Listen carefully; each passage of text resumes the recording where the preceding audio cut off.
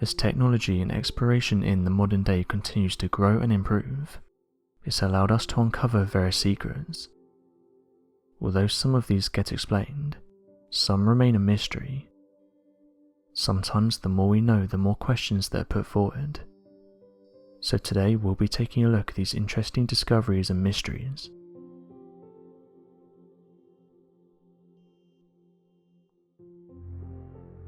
The Central Intelligence Agency has just announced that everyone should stay at home, and while we're doing so we could look into UFOs. They went on to say the following. Back in 1978, the CIA declassified hundreds of documents detailing the agency's investigations into unidentified flying objects. This was during the late 1940s into the 1950s. We've decided to highlight a few documents within the vast amount of data contained within our Freedom of Act Information UFO collection that both skeptics and believers will find interesting. The truth is out there, and it's your time to find out. One of these documents detailed the following. Going back in July 1952 in Berlin, furnished with the sworn testimony of an eyewitness, Oskar Link, a 46-year-old German and former mayor of Gnitterhausen, West Berlin intelligence offices, began investigating a most unusual flying saucer story. According to this story, an object resembling a huge flying pan and having a diameter of around 15 meters landed in a forest clearing in the Soviet zone of Germany. He said the following. While returning home with my daughter, a tyre of my motorcycle blew out near the town of Hasselbach. While we was walking around Hasselbach, my daughter pointed out something which lay at a distance of around 140 meters away. Since it was twilight, I thought that she was pointing at a young deer. I left my motorcycle near a tree and walked towards the spot which she pointed to. When, however, I reached the spot around 55 meters from the object, I realized that my first impression had been wrong. What I had seen were two men who were now about 40 meters away from me. They seemed to be dressed in some shiny metallic clothing. They were stooped over and were looking at something lying on the ground. I approached until I was around 10 meters from them. I looked over a small fence and then noticed a large object whose diameter I estimated to be between 13 and 15 meters. It looked like a huge frying pan. There were 2 rows of holes in its periphery, around 30 centimeters in circumference. The space between the 2 rows was around 0.45 meters. On top of this metal object was a black conical tower around 3 meters high. At that moment, my daughter, who had remained a short distance behind me, called me. The 2 men must have heard my daughter's voice because they immediately jumped on the conical tower and disappeared inside. I'd previously noted that one of the men had a lamp on the front part of his body, which lit up at regular intervals. Now the side of the object on which the holes had been opened began to glitter. Its colour seemed green but later turned red. At the same time I began to hear a slight hum. While the brightness and hum increased, the conical tower began to slide down into the centre of the object. The whole object then began to rise slowly from the ground and rotate like a top. It seemed to me as if it was being supported by the cylindrical plant, which had gone down from the top of the object through the centre, and had now appeared from its bottom on the ground. The object, surrounded by a ring of flame, was now a certain number of feet above the ground. I then noted that the whole object had risen slowly from the ground. The cylinder on which it was supported had now disappeared within its centre, and had reappeared on top of the object. The rate of climb had now become greater. At the same time, my daughter and I heard a whistling sound similar to heard when a bomb falls. The object rose to a horizontal position, turned towards a neighbouring town and then gained altitude. It disappeared over the heights of the forest in the direction of Stockholm. It's often a huge misconception that the ancestors of the past were overall less educated or incompetent compared to the people of the present. This statement could not be further from the truth, as archaeological evidence has shown that not only have our ancient ancestors made strides that we ourselves cannot replicate today, but they battled against the elements, disease and the worst the world had to offer long before they were able to relax and enjoy the fruits of their labour. Just because these structures exist, however, it doesn't mean that researchers know how they were created, and today even some of the materials used are of unknown origin. One of these incredible civilizations is that of the ancient Egyptians. Pyramids have become known as one of the most renowned works of ancient humans. The most popular ones are found in Egypt, and the Egyptian pharaohs had them built for them. The pyramids are basically tombs for the pharaohs where they were buried along with their treasure. Traps were also set and different mechanisms were planted so that no intruders could steal their treasure. The method of burial was also strange, as they wrapped their bodies in bandages and left them in altars. Pyramids are also considered one of the 7 wonders of the world, with the pyramid at Giza said to be one of the oldest and largest pyramids out there. The Great Pyramid of Giza was made 4,500 years ago, and it's had a number of different mechanisms which have fascinated the archaeologists time and time again. The Great Pyramid had 3 swivel doors, and one of them is believed to have been a 20-ton swivel door. The mechanism of this 20-ton swivel door has surprised researchers, as it's not sure how they achieved this. There are many mysteries related to the pyramids, and some of them have only led to more questions being asked. It's estimated by researchers that around 5,000 pyramids may still be existing today. The stones that are being used to build these pyramids weigh between 5 and 10 tons, and to put that into perspective, that's heavier than an elephant. At first it was believed that the pharaohs had slaves who did all the work, but later contradictions occurred and it was believed that the workers were paid to build these pyramids. The temperature outside the pyramid would have made it near impossible to work in. Researchers have said that during this time it would have been between 20 and 25 degrees, but when you're working for hours on end, the construction of the pyramids would have taken their toll on the workers. The pyramids were also covered with well-polished limestone, which made the pyramids glitter like gold in the sunlight. This 20-ton swivel door was said to have been so well balanced and built that it could have been opened from the inside with one hand. When the door was closed, it was built in such a way that it would have blended in with its surroundings and would have been near impossible to see. It serves its purpose as being a perfectly secret hidden door that can be used in case of emergency if there ever was one. The door was said to have had 2 parts and been the same colour as its surroundings. The archaeologists were not able to find it until they opened it from the inside. This door has astonished researchers and been described as being one of the most impressive feats. Another interesting discovery is that of the intricate tunnel systems discovered under the pyramids in Egypt. The pyramid at Giza was holding a secret for many years, and this came in the form of tunnels, chambers and caves. When this structure was found, researchers discovered a lot of bats and venomous spiders that had taken up the space. One researcher was able to track down the entrance to the underground structure of the pyramid, and this was by using a book from a previous explorer. He discovered that the caves were hundreds, maybe thousands of years old, and may be the reason why the Egyptians believed in the underworld, further saying they may have built the pyramids to conceal the passage, as the meaning of Giza is also the mouth of passages. For a long period of time nobody had known these secret underground passages except for a few, but now they're coming to light and are raising a lot of questions. The entrance to the underground has been guarded, and strangely the Egyptians are reluctant to let anyone enter.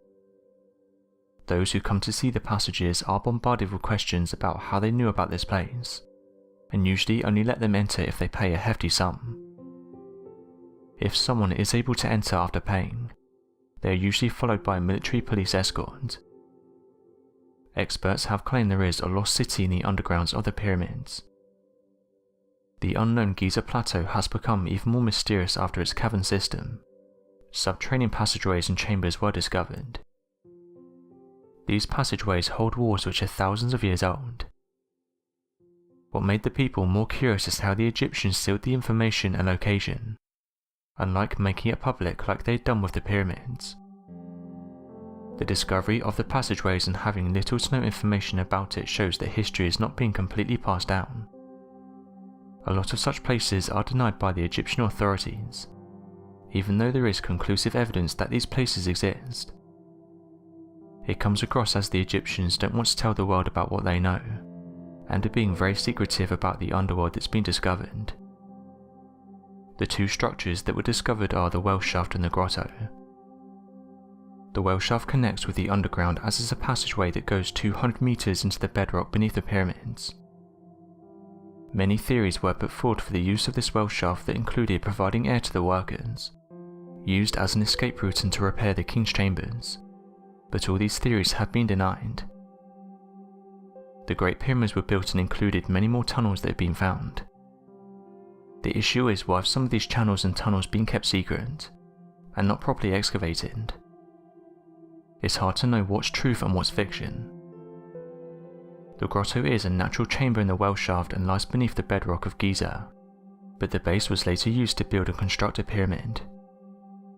This shows how the Egyptians did detailed planning before building a pyramid. Another interesting discovery is there appeared to be a massive underground water tunnel network that ran underneath the Giza plateau that has long since dried out. This led researchers to look more into what is believed to be naturally formed water chambers, and the role they could have played in the construction of the large pyramid. They found that although water beneath structures usually plays a large role in the instability of the base of the structure, it appears as if the network of tunnels and water chambers found in the pyramids appear to not threaten the stability of the pyramid. This led researchers to believe that the tunnels must have been accounted for in the construction of the pyramid, or possibly added after the construction with the pyramid stability in mind. Still to this day, Egyptologists and researchers are completely unaware as to what the role of these underwater chambers helped to play in the construction of the pyramids. The next thing researchers have struggled to explain is that of the mortar used. It's been reported that the mortar is of unknown origin. Along with its design, the mechanisms used inside the pyramids have also left researchers astonished. Looking at the structure from a purely mathematical standpoint, the Great Pyramids of Giza consist roughly of 2.3 million stone blocks, with each ranging from 2.5 to 15 tons apiece. According to supposed Egyptian documents discovered in nearby tombs and areas regarding the pyramids, the pharaoh recorded that only 20,000 workers built the pyramids over the course of 20 years. If that turns out to be the case according to these ancient Egyptian records, then that would mean to meet this requirement each worker would have to cut a block with perfect precision from a quarry, move this block to the pyramid alone, a task already impossible for a single man to do, and then pull the block of the pyramid into its position without any help once every 30 days. This would mean that each block would need to be placed once every 2.5 minutes, with each of the 20,000 workers tirelessly performing without a break. The main Egyptologists have concluded that the pyramids were built with the simplest of ways. The workers used copper chisels and iron tools, as well as flint, quartz and diorite pounders.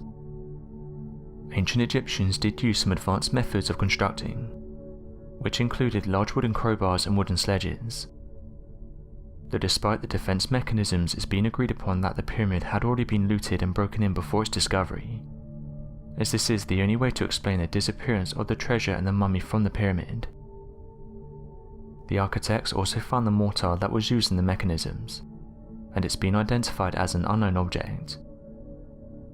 The origin of the mortar is still unknown, and this has confused the researchers even more. The material has been tested and the mortar has been proven to contain parts of quartz, calcite and halite. Its chemical composition has been analysed by researchers, but through various experimentation they were not able to reproduce something having the same material as the mortar. Its durability was also tested in different experiments and it was deemed stronger than stone. This video was shared on Facebook a few days ago. Since then it's had hundreds of thousands of views. The interesting video shows thousands of birds flying around in circles. The uploader said the video was taken in Flatwoods, West Virginia, and she said that she's never seen this many birds in one area before. Many of the comments pointed out how the birds seem to be acting strange, with many saying it looks as though the birds are flying around in circles.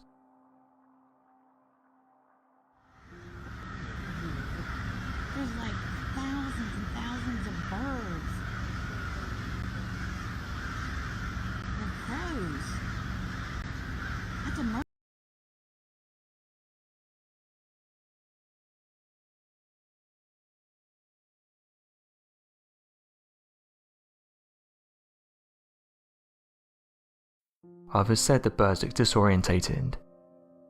One person said the following: "I've seen this type of behaviour before, and it's usually when something has happened nearby. For example, in my case it was that birds in my region were allegedly poisoned, and it caused them to act like this."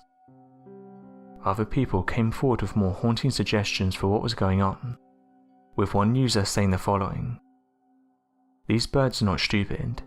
They can smell death before it comes.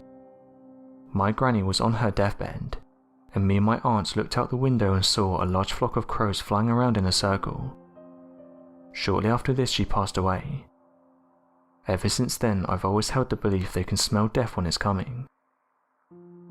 Another user said the following: "I work for an environmental agency, and we usually see this behaviour when there's a change in the environment.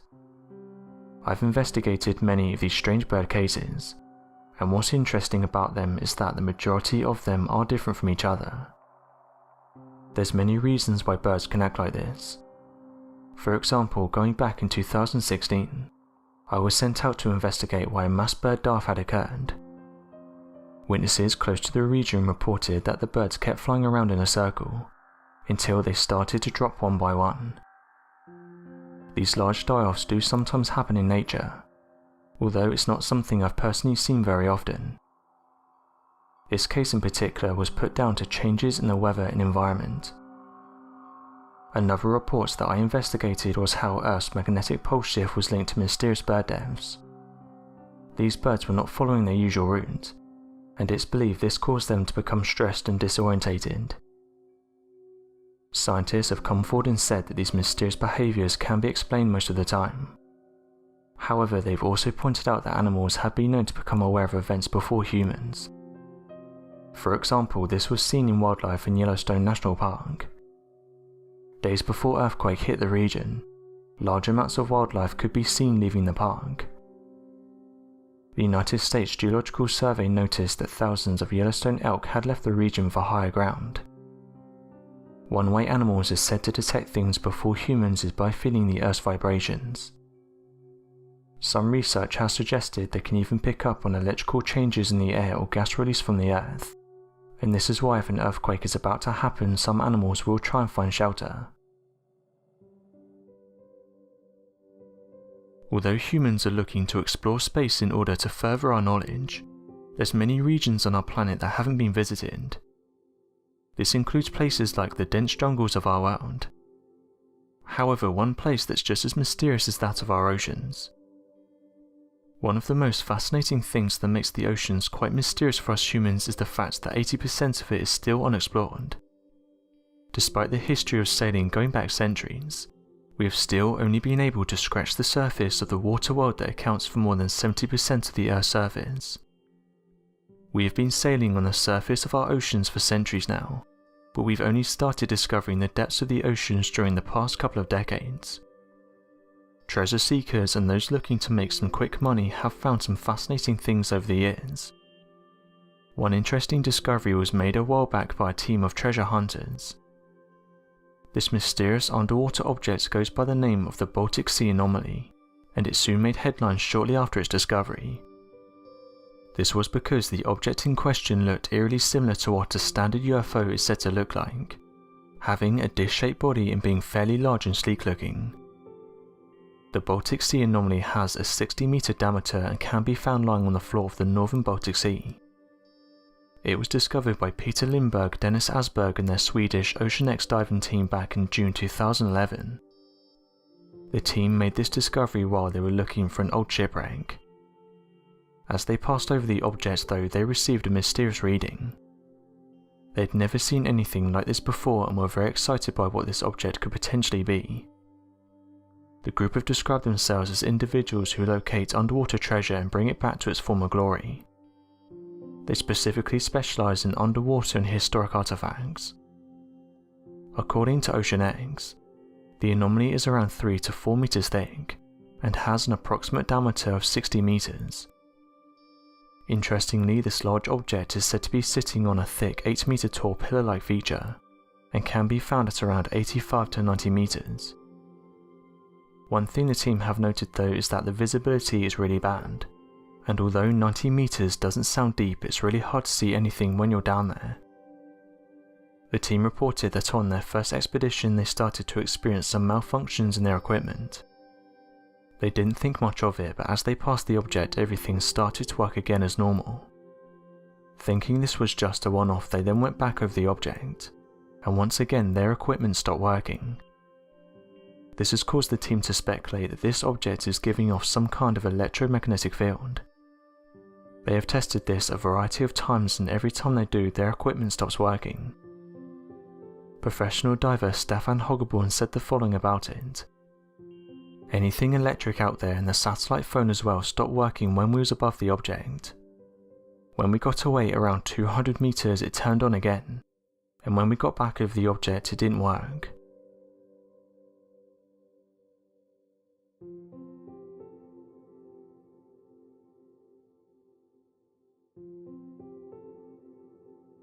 Those who have heard the Baltic Sea Anomaly turning off the equipment have said this is UFO interference. There's been various cases where people have reported that unidentified flying objects have shut off their electrics, only for them to turn back on once the craft has left. UFOs are said to be able to turn off vehicle electronics when they're close by. These accounts have been reported from people operating all types of machinery. This includes things like aeroplanes, tractors, cars, buses, motorbikes, and even lawnmowers. Interestingly, those who reported these mysterious events said that once the craft left, everything turned back to normal.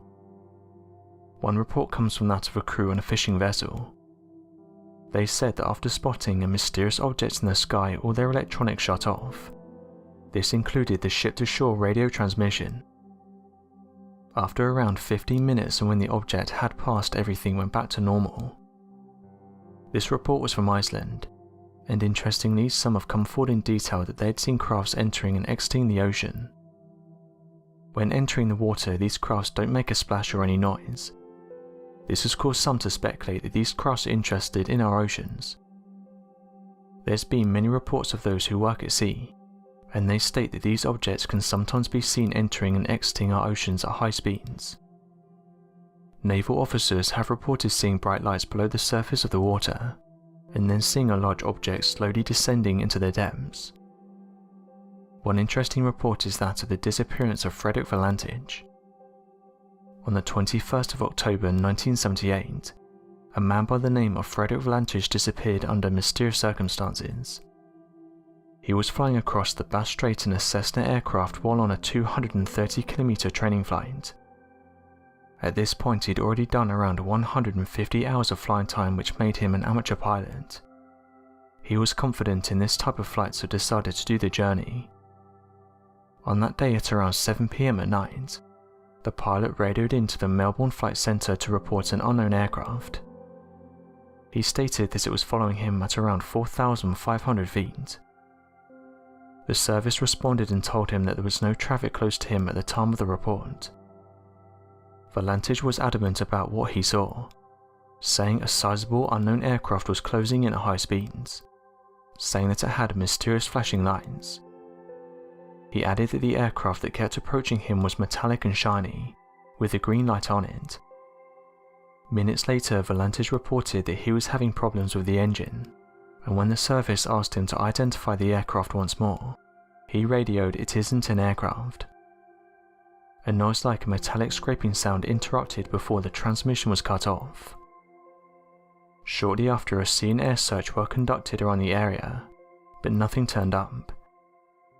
The case was closed after the Department of Transport investigated the case but found nothing, assuming the disappearance to be fatal. 5 years later, an engine cowl flap that came from a Cessna aircraft similar in range as Valentich was found washed ashore on Flinders Island. According to his father, before his disappearance Valentich believed in UFOs, and was worried by the thought of being attacked by one. Ufologists believe that Valentich's aircraft was either destroyed by extraterrestrials or they abducted him.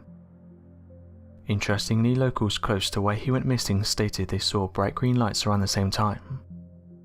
Some, however, have put forward the idea that Valentich staged his own disappearance.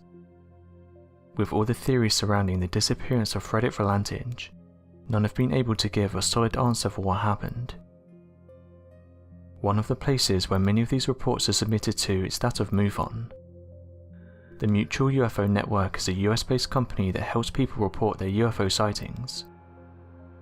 A New York witness said the following about their encounter. Initially, I thought the lights I was looking at were dim stars, or stars covered with clouds. However, I soon realized the lights were too close to the ground. They pulsated and appeared to be on the outside of a source-like flying object. As I approached the strange-looking object, my electronics cut out. It scared me as I wasn't sure what this thing was and why everything was cutting out. New York MUFON field investigator Mr. D. Perano said the following about the case. The witness described the object as being huge, around the size of an acre. The witness then said the object's lights began pulsating as if to get her attention. The witness became gripped with fear. She explained she was extremely frightened as the lights now began to pulsate, changing colour from white to red. The pulsating lights were then moving from front to back and then continued this way. The witness continued driving. The witness then noted from the windshield of her car the object moving rapidly. The object then started moving south away from her. At the time she attempted to use her cell phone, but she discovered that her cell phone had no service. The witness continued driving and after a couple of minutes the cell phone service returned. She said that she travelled this road several times and knows where the dead spots are, and that area is not one of them. The entire incident lasted 5 minutes. The weather at the time of the incident was clear and nothing was interfering with the sighting. No airports are within 30 miles of the area of the incident, and there's no military bases close by.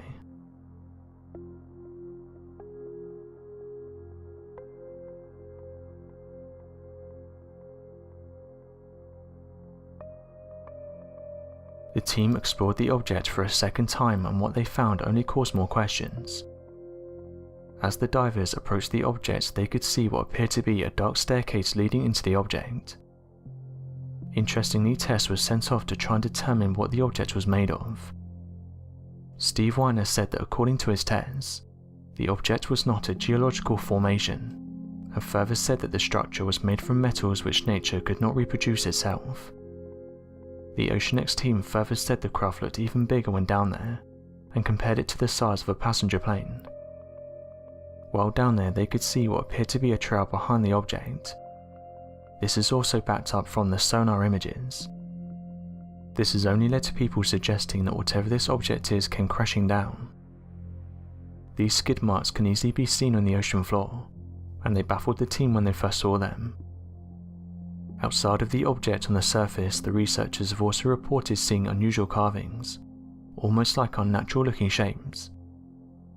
The wreckage sits at a depth of 90 meters, and waters in the area are always muddy, factors that make it virtually impossible to film or photograph the site. Lindbergh has said there's a chance this object could be a natural formation, but geologists have told him this object is definitely not an underwater volcano.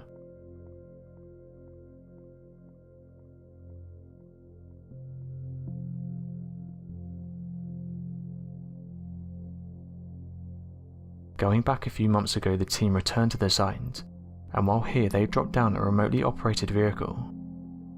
However, when it reached a few meters above the anomaly, the team said the compass went berserk. What's interesting is the first time they went to the anomaly, something similar happened. Peter Lindbergh said the following about the event. It was very difficult to understand where the ROV was because of the terrible visibility, and because of the compass that went berserk. The compass was living its own life and the tether was snagged all the time.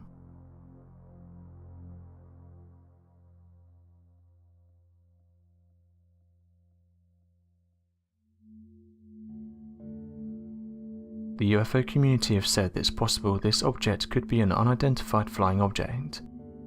However, scientists and researchers are of the opinion that this object is natural. Although various tests have gone against this, other researchers have suggested that it formed during the Ice Age, but they're not sure about what it is.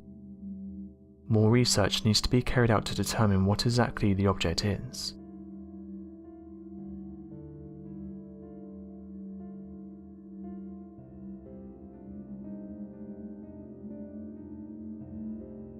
Many are well aware of the commonalities seen when reading over UFO reports and what they tend to mean when spotted.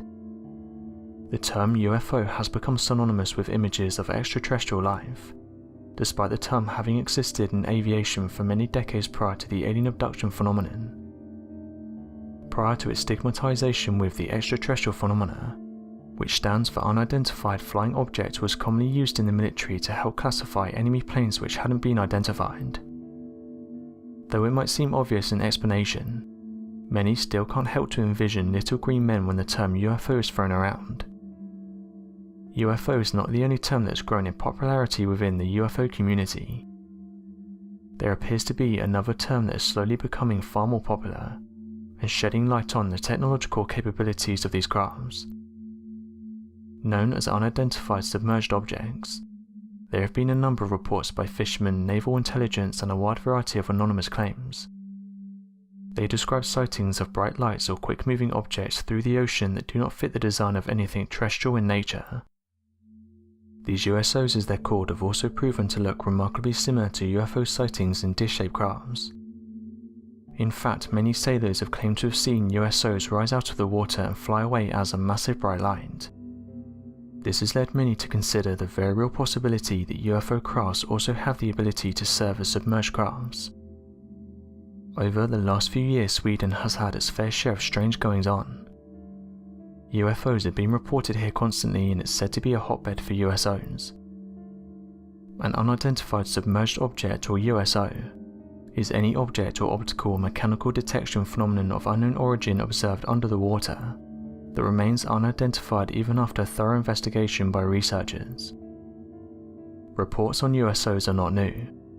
They go back many years and sometimes come from very credible sources.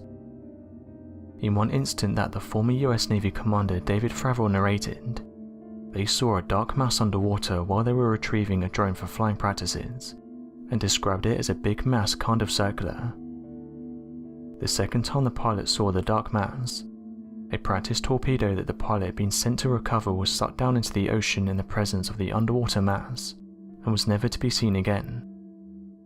In another interview, he revealed that a 79-year-old lady reached out to him after his sighting went public, and she reported that her father, who was a former naval officer, showed her a telegram which stated that unidentified objects had been seen going in and out of the water. In January 1965, Captain Bruce Caffey, a DC-3 pilot in North Island, spotted a USO, and described it as metallic, streamlined and symmetrical in shape, approximately 100 feet long and 15 feet at its widest part. The New Zealand Navy told Captain Caffey that no submarine could have been in that area. In January 1968, several eyewitnesses reported seeing a large disc-like object hovering over Wellington City, and said that it was heading for Island Bay. The area police reported that they could see the object from the coast with binoculars. Between 1957 and 1968, a Brazilian scientist was startled by something that came roaring out of the sea. This object had smashed through 37 feet of ice, going up to the sky like a silver bullet. Other eyewitnesses saw blocks of ice that had been thrown into the air falling all around, further saying that the water was rolling and boiling, with a lot of steam coming from both the hole in the ice that was falling. In August 1974, two eyewitnesses from Arenga Beach reported seeing a very dark object protruding from the water, appearing to have smaller dots flying around it, and assumed that they were helicopters circling a submarine. The object was described as being large, and looking like a large cylinder. In the southern part of Siberia lies a mysterious lake which has many stories attached to it. This interesting lake goes by the name of Lake Baikal, and it's reported as being the deepest and most ancient lake on the planet. Due to this, it's been given the name of the Pearl of Russia. This lake is deep, and it's said that within these depths are creatures and objects only a few have seen. Giant lake monsters have been reported to live in Lake Baikal. Perhaps the most interesting reports from this region though is the vast amounts of unidentified flying objects said to be interested in this area. Interestingly, declassified Soviet-era documents have been discovered which detail the Russian Navy having run-ins with UFOs. Although these documents don't just mention USOs or even the lake in particular, the two are talked about in the document, and it's led some people to believe that these crafts had been visiting the lake for many decades. For years now, mysterious blinking lights have been seen by various people visiting the lake. These mysterious objects are known by the locals, and they have said that they've been here for many years. Some groups have suggested that these crafts are after something inside the lake, while others have said they're just observing. Others have suggested that these crafts actually enter the water, and have on some occasions been seen exiting the water at very high speeds. This has caused them to become known as USOs.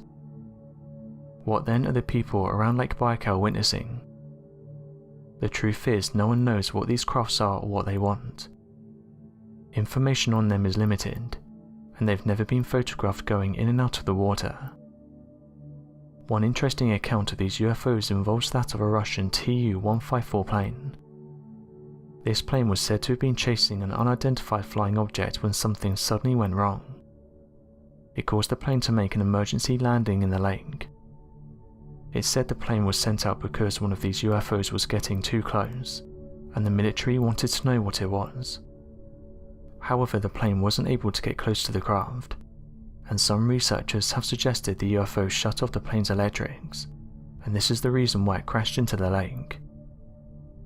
Perhaps the most interesting account to come from the lake is that of the lake people. This first contact happened in 1982. This was when Navy divers in the lake reported seeing what they described were giant humanoids. They said the beings were much larger than them and appeared to be wearing some kind of suit. The divers were interested in these underwater giants, and so decided to go and investigate.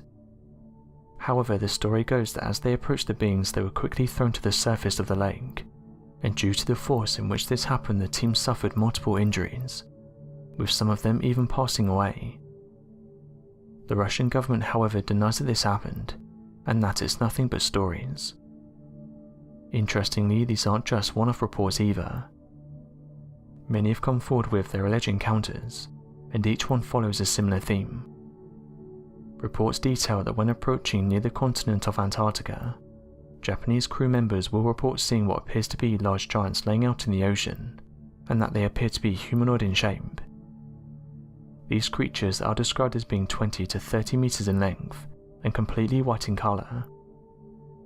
Others have often reported that the creature was originally mistaken as being a large submarine in the distance, before getting closer and seeing hands, fingers, eyes and a mouth.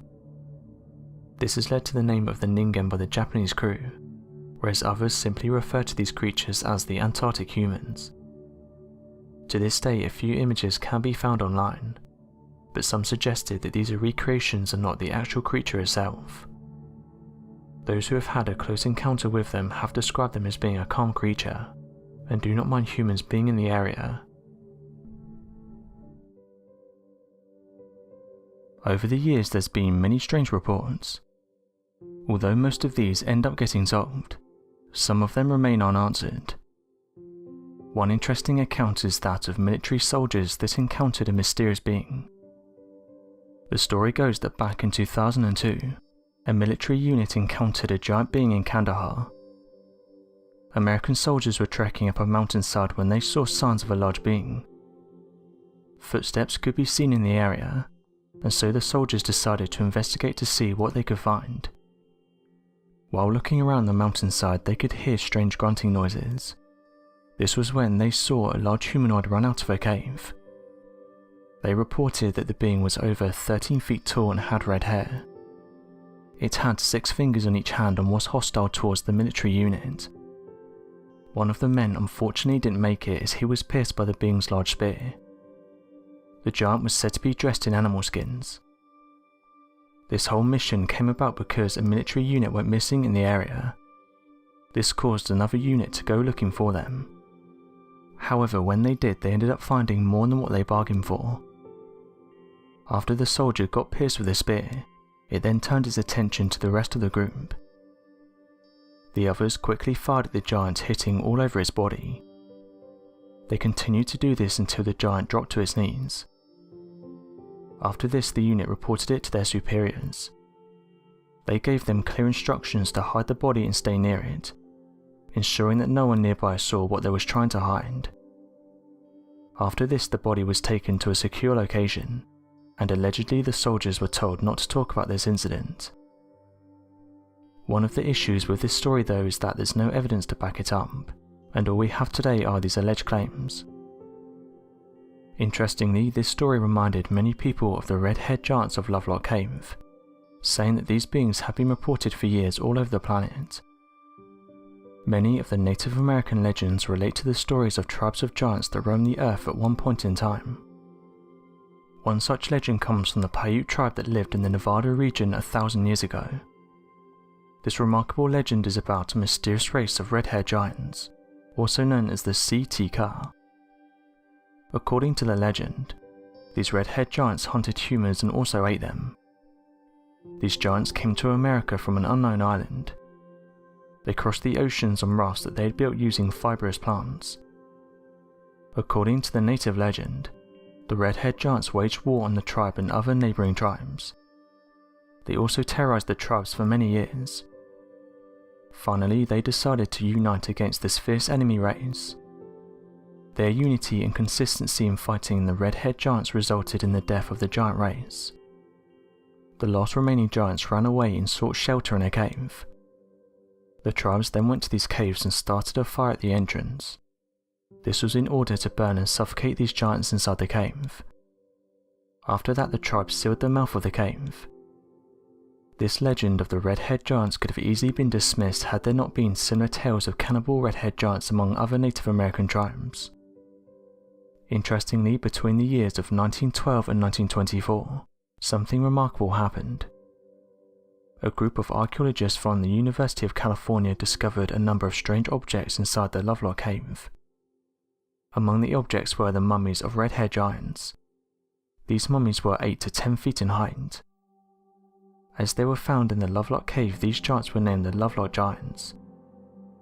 The archaeologists also discovered a pair of giant sandals, far too large to fit an average human's feet. These sandals were 15 inches long and had signs that showed they were once worn by someone. Researchers also discovered a handprint on one of these stones in the Lovelock Cave. The imprint came from a massive hand. Many of the items found in the Lovelock Cave are today held in many different museums and private collections. In 1931, 2 large skeletons of red-haired giants were found buried close to the Lovelock Cave. These amazing discoveries have led several people to believe that at one point in time these giant humans did exist. Another interesting account is that of the Malmstrom Air Force Base UFO. Our next mystery begins on March the 24th, 1967 in Roy, Montana. This was around 60 feet below ground in the missile launch bunker of Malmstrom Air Force Base, and this happened during the peak of the Cold War. This bunker was in control of 10,800 kilotons of nuclear warheads, which were codenamed the Minute Man 1. Sometime during the morning hours, the missile control men got a call from a terrified guard station above the bunker. They reported seeing a flying glowing red object that would accelerate and stop in an instant. It would then reverse its course, turn a 90-degree angle and seemingly defy all laws of physics. Those who saw the craft and heard the story said that it was unlike any man-made aircraft. As the men were informing the commander of the base what was going on, the unthinkable then happened. All 10 missile control lights switched from green to red. All 10 missiles were disabled at the exact same time. With this, America's missile shield was down. This terrified the men even more as this was a hot time during the Cold War, and the threat of nuclear retaliation was the only thing holding back both sides from annihilating each other. As the crew tried to get the missiles back online, they contacted another missile crew on the base. What they discovered was bone-chilling. The week before, the second crew also reported seeing the unexplainable glowing object hovering above the base. As the crews were conversing, the second crew's missiles were also disabled, leaving the entire base unarmed. Shortly after, the UFO flew away, never to be seen again. It took the base almost 24 hours to get the missiles back online. While missiles going red is not entirely impossible, as it does happen on a very rare occasion, all missiles going off at the same time is undeniably unlikely, and must have had some sort of outside influence. Another interesting incident is that of the Wright-Patterson Air Force Base. While many think of the highly classified Area 51 as the home of alien research, and is the centre of the most extensive alien cover-up in the world, many might be surprised to hear Wright-Patterson Air Force Base. The Wright-Patterson Air Force Base in Greene County sits in the location that was once Wilbur Wright's Airfield and Farfield Aviation General Supply Depot, and is a complex of many buildings. The one of interest is that of Hangar 18. Hangar 18 is widely known by UFO enthusiasts, as it's said to be the location that the government hides the physical evidence of extraterrestrial contact. Whether it be the remains of spacecraft debris, extraterrestrial equipment, and allegedly even the corpses of aliens. Allegedly, there's a highly guarded top-level clearance inside the warehouse codenamed the Blue Room. Due to various sources, this location is home to the least classified information, and this comes from those that have worked there. It's widely believed that this Blue Room is a location where the United States government houses captured alien life, and conducts experiments on them which often lead to termination. The notoriety of Hangar 18 goes back to the infamous Roswell event, the alleged crash in July 1947 near Roswell, New Mexico. This was where there was a recorded press release issued by the Roswell Army Airfield, stating that the personnel inspected the crash of a flying disc, and that they sent it on to their headquarters for research. Shortly after, there was another press release from the Air Force Base in Fort Worth, Texas. It claimed to be the headquarters that the remains were sent to, not Wright-Patterson, and that the remains were only that of a weather balloon. However, throughout the years, the government's repeated use of the excuse of weather balloons and swamp gas became so cliché that much later, in 1994, the Air Force Base went on to say this was untrue, and that it was in reality testing a surveillance device that was designed to fly over nuclear research sites in the Soviet Union, which was equally backed by a complete lack of evidence. On multiple occasions, the Air Force had denied the rumours and stated there was never a building called Hangar 18 even close to the base. However, satellite imaging has shown that to be only semi-true, as there clearly is a structure named Building 18. However, many refuse to believe the misdirection away from Wright-Patterson, as it has been officially documented as the home of Project Sign, an initiative that was signed into action in July of 1947 and was dedicated to studying reports of UFO sightings. The project was converted into Project Grunge in 1949, and then into Project Blue Book in March 1952, which led to the Blue Room theory. It was officially stated that Project Blue Book was only designed to study crashed Soviet aircraft from the Korean War. However, Senator Barry Goldwater was recorded asking General Curtis Lee May for access into their base, with which Lee May was quoted saying, "Not only can't you get into it, but don't you ever mention it to me again." A very suspicious response to a request to see a bunch of shot-down Soviet aircrafts. The last interesting report is that of the military encountering paranormal entities while on duty. Definitely seen as one of the strangest reports of modern-day encounters with the jinn, was a military encounter in Iraq back in June 2003. An Iraqi soldier and other fighters were stationed at the second floor of a police department to assist with the attacks against the police. This was between the locals and the law enforcement of the city. A lot of people were confused of this sudden attacks by the police, and so one of the main purposes of the Iraqi army was assisting with safety to uncover the reasons as to why such disturbances were taking place. In one of the reports taken by an Iraqi military squad stationed for 24/7 surveillance, they claim that they encountered several jinn, of whom were watching and patrolling the station. The report details that they believe the individuals to be jinn, due to the fact they had glowing red eyes, and seemed completely unfazed by the bright surveillance lights used to blind passers, of whom attempted to get too close to the station at night. Shortly after the report was filed, the entire station was attacked and every soldier and police in the department passed away from injuries. It then circulated that the jinn were at the centre of the attacks, and the majority of the disturbances were caused by the jinn waging the plans of attack. After the report surfaced, the attack stopped, with many locals claiming the jinn went back into hiding after they were discovered. Back in 44 AD in Jerusalem, a soldier decided to fart, which probably at the time seemed like a great thing to do. However, it eventually led to around 10,000 people losing their lives. The Jewish War is a book written by Josephus, a Roman Jewish historian of the 1st century, and it details in it the time that a Roman soldier farted. When the soldier let rip, it triggered a revolt against Jerusalem's rulers.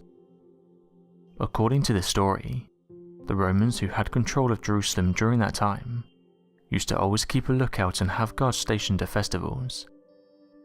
This was to make sure that no fights would break out and that events could happen without any issues. During one of these events, a soldier pulled back his garment and, carrying down after an indecent manner, turned his breech to the Jews and spoke such words as you might expect upon such a posture. Reading between the lines, historians have said the soldier let rip in front of the crowd, and the crowd was not pleased with the soldier's actions, as it then caused an all-out riot.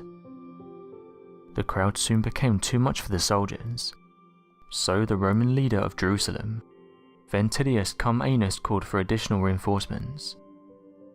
Josephus detailed the following. The violence with which they crowded to get out was so great that they trod upon each other. They squeezed one another until 10,000 of them were killed. One author described this action as the granddaddy of all fart destruction. Interestingly, he wrote this account a few decades after the event happened, so some historians and researchers have said the numbers could be exaggerated. Regardless, the event is still believed to have happened, and chaos was created from a soldier letting rip. Interestingly, this isn't the only time that people have lost it due to someone farting. It's reported that back in 569 BC, due to someone letting rip, it caused frustration and a revolt against King Apries of Egypt. According to the story, King Apries sent one of his soldiers to try and calm arguments that were going on between the soldiers. These arguments were thought to have been quite bad, and multiple generals were getting worried about it getting out of hand. The rebel soldiers claimed Amasis would become their new ruler, and that they would follow in his footsteps. When the king got wind of what was going on, he sent one of his best generals to sort out the situation. When he arrived, he tried to sort out the problem with Amasis. However, he farted and told the general to carry that back to Apries. Due to how badly the king handled the situation, there was uproar, and Amasis would take official reign, perhaps being the only time that a fart would lead to someone becoming a king. It's reported that Amasis was a good king and took Egypt to new heights, in particular bringing Egypt to new levels of wealth. Reports state the king would have teams of workers build monolithic shrines for temples. He would go on to marry a Greek princess named Ladis, who was the daughter of King Battus III. Herodotus reported that after visiting Egypt less than a century after the king's death, the country was in a much better state. He said the following. It said that it was during the reign of Amasis that Egypt attained its highest level of prosperity, both in respect of what the river gave the land, and in respect of what the land yielded to men, and the number of inhabited cities at the time reached in total of 20,000. Various mysterious events have been brought to the surface in recent years. Some of these do eventually go on to get explained, but some of them remain a mystery. This mysterious photograph was allegedly taken in a cave in the Republic of Honduras. Not much is known about the photograph, but the uploaders said that while in the cave they decided to take some pictures. They said it was quite dark inside, and the deeper they went, the darker it got. They took some photos in a dark spot and managed to capture something they couldn't explain.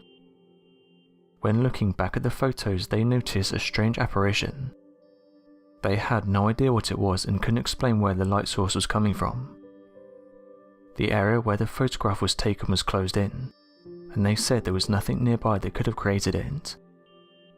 Strangely, some have suggested that the light anomaly is in fact an angel, suggesting that it has the same shape and colours of many other angels that have been caught on camera. As of right now though, the photograph remains a mystery, with the individuals not knowing what they captured on that day. Another mysterious event is that of the Hollingwell incident. The Hollingwell incident remains one of Great Britain's biggest unexplained mysteries. 30 years after the event, it still continues to puzzle experts and the local community. In the summer of 1980, the annual Hollingwell show was gearing up in Kirby in Ashfield. As part of the event, the Forest League of Juvenile Jazz Bands decided to create a junior brass and marching band competition, with entrants coming from across the East Midlands. Around 500 children from 11 different marching bands had travelled distances of up to 40 miles to attend. Tired from their journeys and nervous about the upcoming performance, the atmosphere behind the scenes was tense. However, tension alone couldn't explain why at 10:30 AM hundreds of band members began to collapse. Whatever had caused this soon spread to the adults and babies in the audience. In total, 259 people were taken to 4 nearby hospitals, with symptoms ranging from sore eyes and throats to nausea. 9 patients were held overnight. Hypotheses from the event on the day span from contaminated water, gas leaks, UFOs, and even the demonic power of Satan. Water and gas companies confirmed all supplies were working as usual and should not have harmed any of the locals. The official inquiry ruled that mass hysteria was most likely the cause. All the symptoms of mass hysteria, nausea, stomach cramps, headaches and fainting were present in Hollingwell that day, and the vast majority of victims were young females, which is also in line with mass hysteria's demographics. But could an incredibly rare epidemic of mass hysteria really explain the events of that day? Not all the people present were convinced. Adamant that their symptoms were real and not the result of mass hysteria invented by Sigmund Freud, they were unhappy with the official diagnosis. They argued that mass hysteria could not explain all of the events in Hollingwell. First, according to Freud's notes on mass hysteria, babies are much too young to be influenced by their surroundings, so would not be susceptible. However, Margaret Palethorpe brought her 3-month-old baby to the event who collapsed in her pram.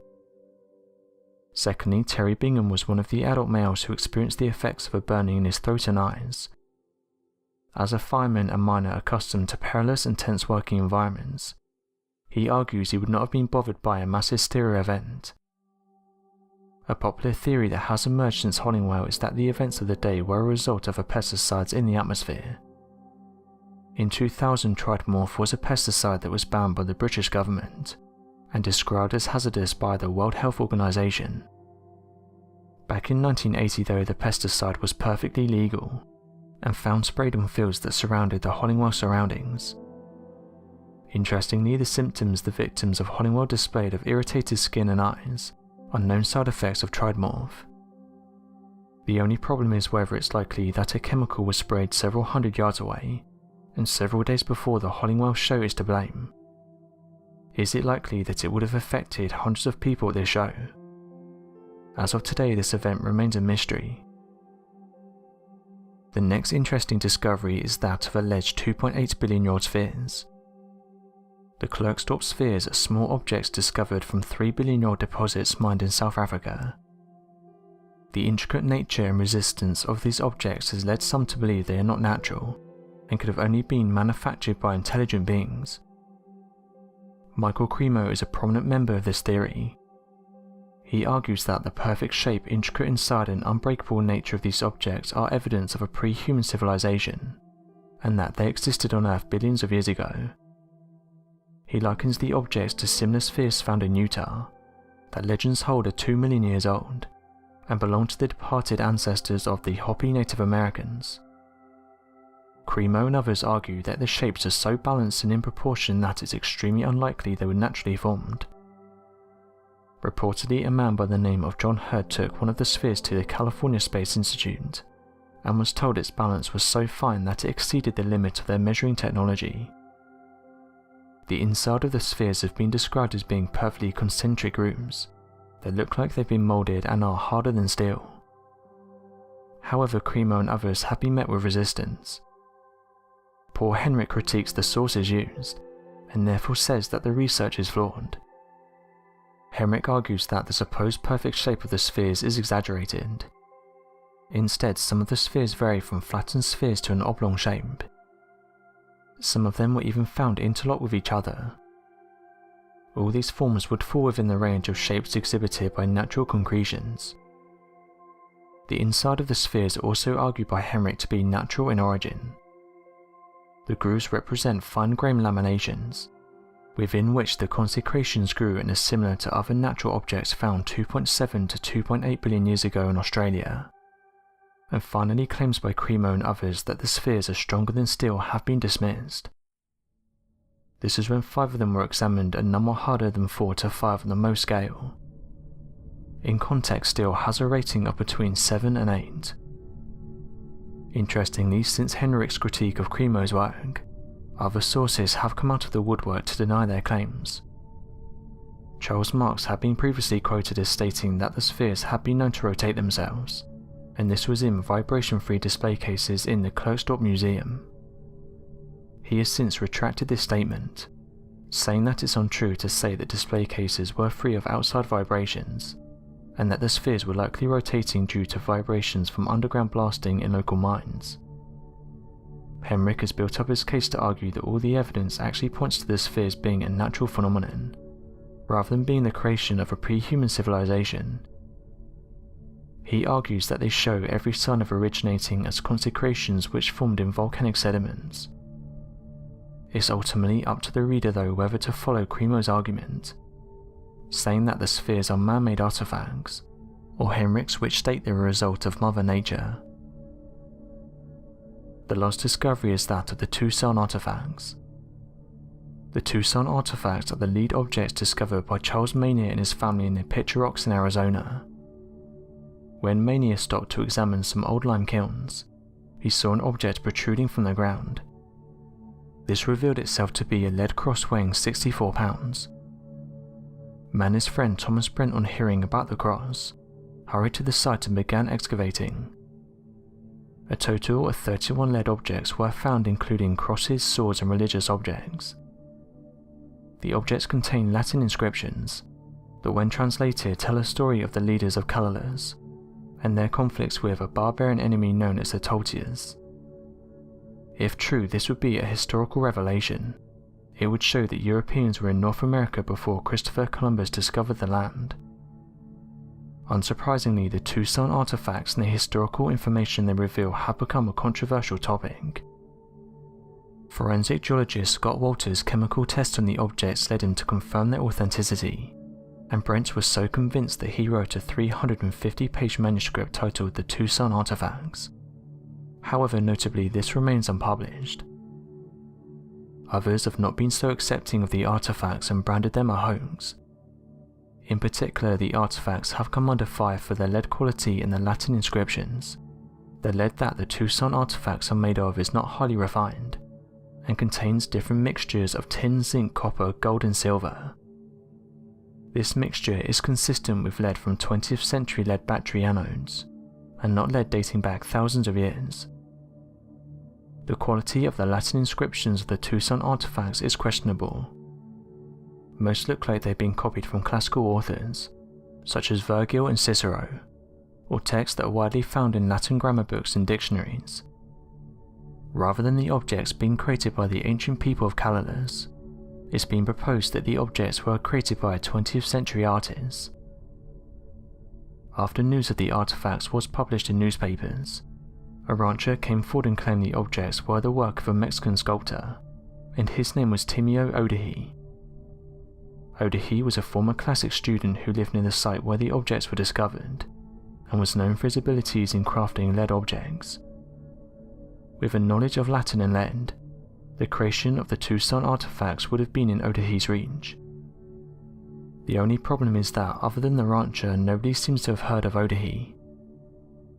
If the artifacts were a hoax, it seems odd that he would put so much time, expense and labour in creating an extensive collection of artifacts that he would never profit from. Whether the Tucson artifacts are the work of an ancient civilization, or a sculpture, is a question that remains unanswered. Seen as one of the largest and most influential religions in the world, Christianity dates back as far as 2,000 years ago, and derives the majority of its legends and myths from the Judaism religion. These writings, as referenced in the Bible, a collection of ancient scriptures, have often been regarded as incomplete translations or scriptures missing a large amount of information.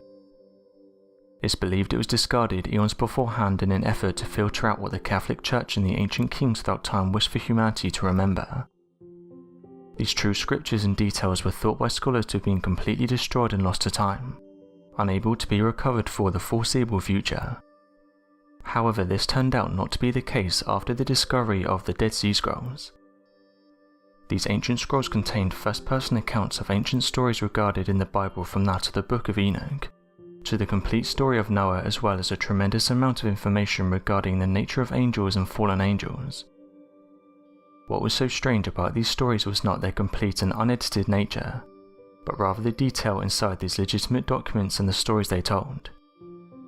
Many accounts in the Book of Enoch regarded the angels similar to that in design of aliens, with Enoch even recounting entering a floating cloud, in which they resided via a beam of light that was encased around him and floated him inside. Once inside this cloud, that was described by Enoch as using smokeless fires, bright lights and lightning, he wrote that he was brought out into the stars and observed strange phenomena that many experts believe are referring to known anomalies in our galaxy, such as supermassive black holes, our sun itself, and many other cosmological constants recorded in first-hand accounts. Not only this, but after Enoch journeyed with these angels through the stars for a couple of weeks, upon coming back to Earth he realized that more than 300 years had passed. When the Dead Sea Scrolls were originally found scattered throughout 12 different caves in the region, many believed it to be the complete collection of the set, and no evidence of other caves or artifacts could be discovered. Recently, however, back in late 2017, a new Dead Sea Scroll cave was located, making it the 13th cave to house these strange artifacts. Considering these scrolls hold unedited original versions of biblical history, as well as additional stories removed from worship scriptures, they could more than hold the secret as to many religious traditions, histories and evidence of ancient biblical knowledge. However, the Museum of the Bible in Washington, D.C. recently came forward with a startling discovery. They said the following: "The Museum of the Bible is trying to be as transparent as possible. We're victims. We're victims of misrepresentation. We're victims of fraud." After an exhaustive review of all imaging and scientific analysis results, it's evident that none of the textual fragments in the Museum of the Bible's Dead Sea Scroll collection are authentic. Moreover, each exhibits characteristics that suggest they are deliberate forgeries. So it turns out these scrolls are fake. It's made people question what other ancient texts and documents could be out there that are potentially fake. As technology increases, it will help researchers to piece together which are fake and which are genuine. For the last few decades now, interesting reports have been coming from national parks. National parks are beautiful places to visit, and offer some of the world's best sights. Unfortunately, these perfect natural sceneries also hold a secret that many have tried to explain. Although many of them are visited by tens of thousands of people every year, there's still a large amount of land that is rarely visited by people, and this could be due to a number of reasons. Perhaps they are out of the way of normal paths, it's a hazard to get to them, or they're just blocked off from the public. There are many experienced hikers and campers who disappear completely. Some such hikers even laid out plans of travel, backup phones in case of emergencies, telling family members and friends where their trail will be covering and so on. But when research parties go out to find them, not a single clue left behind as to what could have happened to them seems to surface. However, recently it's come to the attention of some that even though there is a worrying trend of people going missing in national parks, there's also an increase in people encountering mysterious creatures. Scientists and researchers who work in the region have said that what people are seeing is nothing more than unidentified wildlife, but the people that encounter these creatures disagree, saying they know what they saw and it's unlike anything they've seen before. Going back a few years ago, park ranger surveillance from Round Rock Parks and Recreation came forward with some interesting photographs. The photos in question showed what appeared to be big footprints, and it got many people excited by the fact that these reports were being taken seriously. 3 black and white photographs were posted which showed large footprints. It's said that it's not just footprints that have been reported in this location, but also clumps of hair and mysterious noises. However, a few weeks after the photographs made the rounds, they came forward with another update, and they said that the prints were fake and were used to try and bring in more tourists. Although this was laughed off by most people, there were some that didn't see the funny side, with one person saying that they'd seen a real Bigfoot and it was no laughing matter. Over the years, many different reports have emerged of people encountering mysterious things while in national parks. One of these comes from Santa Fe National Park. Going back, officials came forward about the appearance of mysterious wood structures. What's strange is that not only are they tall, but they seemingly appeared overnight.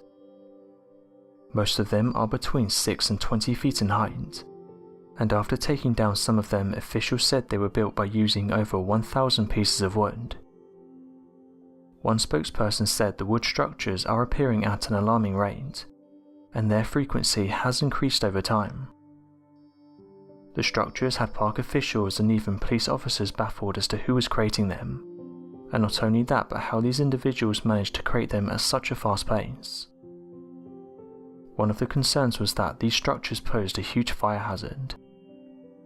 This is because they've been compared to structures that resemble those that used to build wood fires in the forest. However, these ones are much taller. The worry wasn't so much that whoever was building them was going to create a fire, but the vandals may see them and want to set them on fire. If they were to be lit on fire, the authorities said it would be extremely hard to get them under control. At this moment in time, park officials have no idea who is behind the building of these strange wood structures, and they can't figure out a motive behind the construction of them. Some have suggested it's just the work of bored teenagers. However, to build them at the rates they're being built, you would need an extremely large group of people. It's been announced by the Forest Service that anyone caught building these wood structures will be fined $5,000. The structures are being built on federal land and they will treat it as trespassing. The forest officials have now said they're becoming more common than ever. One of the things that people encounter while exploring national parks is mysterious sounds. Many have come forward and said that while hiking it feels as if low and high-pitched sounds are following them. Some believe there could be creatures lurking out in our national parks that are causing these disappearances. Over the years, experts have come forward and said that they've encountered large humanoid creatures while out in these open areas. Of course, these claims are immediately shut down. However, these people stand by what they see. One hunter claimed that while camping in a national park, he heard strange grunting noises. When pointing a flashlight to where the noises were coming from, he saw a large Bigfoot-like creature, stating that it was over 8 feet tall. These creatures usually follow a theme. They stand on 2 legs and are roughly 7 to 12 feet tall. They have the general appearance of that of a large ape-like creature. Sightings of this beast have persisted for eons, since the time of the Aborigines and their ancient mythological folklore. What is all the more startling about these claims is that even in the modern day people are encountering these creatures. All over the globe there have been reports of them. From Tibet, America and even Australia. There's no shortage of these stories. Ancient myths credit these creatures as having run-ins with humans, and when this happens it doesn't usually end well.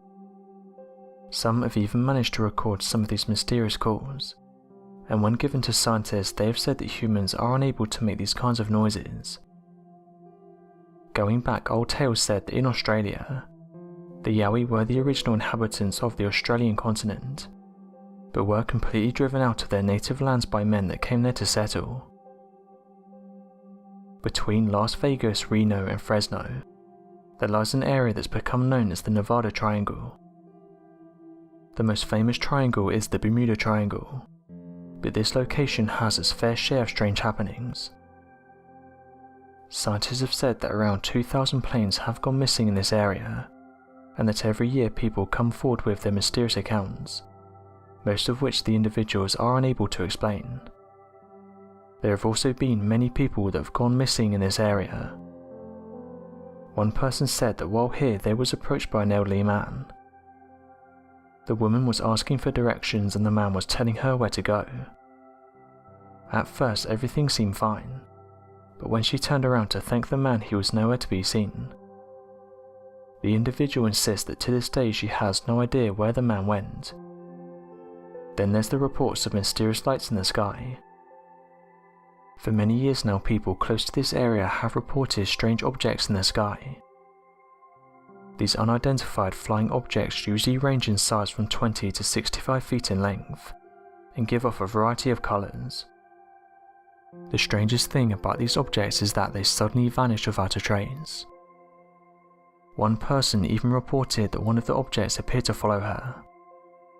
Even after she got in her car, the object stayed in the sky and continued to follow her home. After this encounter, she says she went on to have nightmares for the next few weeks. But perhaps the most common report is that of large humanoid creatures said to live in the area. One person who was hiking said they could see what appeared to be a large human crouched in the bushes. When they went in for a closer look, however, it turned out to be something they couldn't identify. Although it was crouched, they were able to give quite an accurate description of the being, and said that if it was standing, they think it would have been around 8 feet in height. It possessed 2 large brown eyes, and was covered in thick dark curly fur. Whatever it was trying to hide away from the individual. Whatever's going on in this area, it seems to be affecting quite a few people. As of right now, some have made the connection between national parks, and have said that the majority of them have similar stories, with people detailing the same thing without even talking to each other. This has caused some to suggest there could be an unidentified creature out in the wilderness that every so often comes into contact with humans. After all, there's still a lot of this planet that remains to be explored, and this has made some put forward the idea that these creatures could be living in these locations, out of the way of the majority of humans. Regardless, as of right now, scientists and researchers think that what people are seeing and encountering is nothing more than wildlife, and until solid evidence comes through, it's unlikely they're going to change their minds. Regardless, every year individuals are still coming forward and reporting the same thing. If someone is looking for information that is not publicly available, they can submit a Freedom of Information Act request. You have to detail what you seek and why you want it, and in some cases many do end up getting replies, or the information they were looking for.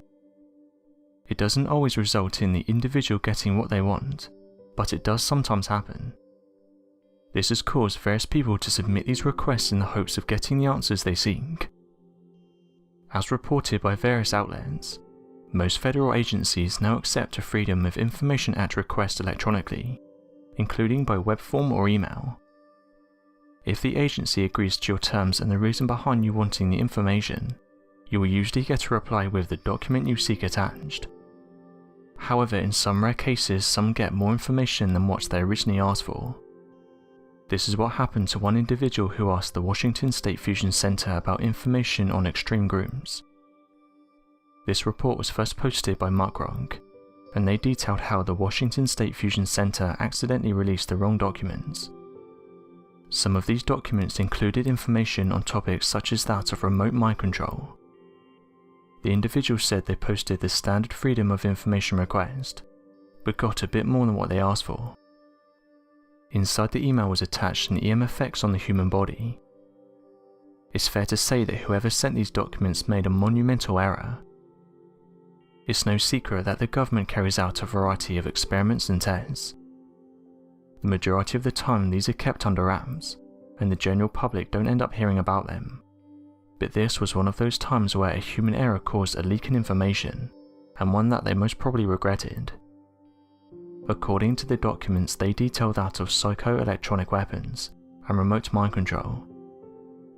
The journalist behind the original request, Mr. Waltman, then decided to open the files. Inside were a variety of illustrations that show different devices and techniques.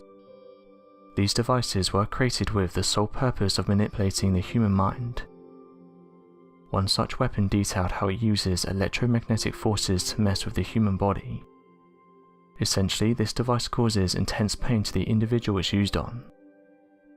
Although these files are fascinating, it's also kind of scary. There have been whispers of these kinds of devices being used. When it's on paper though and sent to you by government officials, it becomes all the more interesting. As some have pointed out, why would they have this paper if it was made up? One individual claimed that the National Security Agency has the ability to take down US citizens, and they can do this by using psychological control operations. This can essentially cause everyday people to come across as insane, but this isn't their normal behaviour, they're just reacting to the electronic device that's being used on them. Some handy technology if you're trying to make someone come across as being insane. The documents even go into detail remote brain mapping, even going as far as showing an illustration of a van parked outside a house, and sending electronic waves into people's brains and houses. Some have said that what they're doing is hitting you with these waves and they're broadcasting your thoughts. It's not known where this information goes, but it could be into some kind of system. Again, this is just going by what the document says. This isn't something that's been made up, and the crazy thing is that the individual didn't even ask for these documents, they were accidentally sent to him. Mark Rock went on to say that he doesn't think the files are official, but does admit that it's a little strange how they ended up in their request. Others have gone on to say that this is evidence that they carry out these types of tests on the population, with others suggesting they use this technology to interrogate people. As some have pointed out though, it does seem like a strange leak. You can clearly see when files are attached to emails, and to release this kind of information was only going to lead to out there theories being thrown out. Another interesting case that was recently announced was that of Nikola Tesla. Nikola Tesla has easily become known as one of the greatest minds of the modern era. At the time, his unique mind wasn't appreciated. It's only been in the years following his death that people respected what he was trying to achieve. Nikola Tesla wasn't one to shy away from electricity and being able to harness it. He also worked on anti-gravity technology and something that became known as the ether. One of his famous quotes was the following: "I have worked out a dynamic theory of gravity in all details, and hope to give this to the world very soon." As with many of the great minds of the past, there's a lot of people today that don't understand the impact they had on modern day life. Recently, the FBI released 64 pages of unreleased documents. This includes things like papers and documents that were collected shortly after Tesla passed away. For many years now, theories have been floating around as to why Tesla's work was collected by the government. Some have said that Tesla's work wasn't important and wouldn't have impacts on us. If this was the case, then why did the United States government quickly swoop in and collect his work? These papers would cause many theorists to put forward their ideas on what the papers contained. One of the main reasons people believe they collected his work is because he created an incredible machine, a type of ray that would have been able to take down enemies from miles away. Tesla's work obviously caught the attention of the FBI, as they wanted to comb through what he'd been working on. One of their reasons for doing this was to ensure that any work of his didn't get into the wrong hands. For this reason, they decided it would be best if the documents remained in the property of the Office of Alien Property Custodian. This was, however, until the documents and other pieces of Tesla's work mysteriously disappeared after the war. Interestingly, enough discussion had been created that the public was aware of some of these alleged inventions, and it caused citizens to question Director J. Edgar Hoover about what Tesla had been working on. These are some extracts from the official FBI documents that got released. On the 26th and 27th of January 1943, an examination was made of the technical papers of Dr. Nikola Tesla, which after his decease had been stored in the Manhattan warehouse in New York City. This examination was made for the purpose of determining if any ideas of significant value in the present United States war effort could be found among his possessions. Participating in this examination were Mr. John C. Newington, New York office of the Alien Property Custodian, Dr. Charles of the Washington Office of Scientific Research and Development, and John G. Trump of the Office of Scientific Research and Development of Massachusetts Institute of Technology. The following papers, which were regarded as typical of Nikola Tesla's writings and thoughts in the period of 1925 to 1942, were removed for the purpose of record and listed below in random order in which they were found, together with a brief individual abstract. Exhibit A: Possibilities of electrostatic generators. An updated article probably written about 1934 discussing the possibilities as a source of high voltage DC power of the Van de Graaff type of electrostatic belt generator. The article states correctly the electrostatic principles employed in this device, and points out that such generators are not suitable for commercial high-powered applications, though of undoubted scientific value. Tesla's wireless tower, erected in 1902 on Long Island, is stated in this memorandum to have charged to 30 million volts. Exhibit B: Reactive force of glycerin and dynamite. An undated memorandum involving some calculation of the explosive power of certain compounds, and then deviating to a discussion of the possibility of transmitting power by mechanical vibrations along the Earth's crust. Exhibit C: Process of degasifying, refining and purifying metals. A 40-page memorandum probably written about 1930 dealing with the above subject, and proposing new theories of capillarity and surface tension.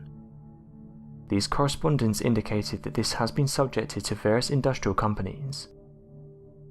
Exhibit D: Replying to Antorg regarding the generation of high voltage and acceleration of charged particles. This document, dated the 8th of November 1935, answers questions raised by Soviet engineers and scientists regarding Tesla's proposal of Ray. From this answer, it is deduced that the proposal concerned the generation of high voltage by electrostatic means. These means consisted of a high voltage terminal presumably supported by an insulating column, and charged by a gaseous charge conveying medium passing between ground and terminal. The ideas contained in these notes are fairly similar to the bolt conveyor electrostatic generator methods proposed by Van de Graaff, and do not appear to offer any unusual features. Exhibit E: Art of telegeodynamics, or art of producing terrestrial motions at distance.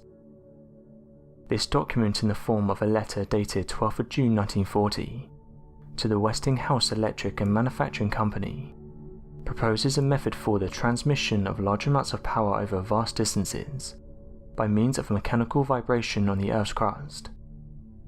The source of power is a mechanical or electromechanical device bolted to some rocky protuberance, and importing power at a resonance frequency of the Earth's crust. The proposed scheme appears to be completely visionary and unworkable. Westinghouse's reply indicates their polite rejection of the idea. There are some, however, that believe these documents not telling us everything, and that there's a possibility some of Tesla's work and inventions are being held back.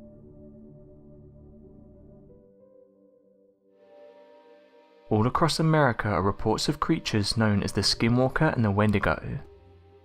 These mysterious creatures have allegedly been encountered for years, and what's interesting is that many of the eyewitness reports seem to be very similar to each other. Some have suggested that this is proof that what people are seeing is genuine, and that there exists a creature out there in our world that we're not able to explain. So today we'll be taking a look at the Skinwalker and the Wendigo, and trying to figure out what people are actually encountering.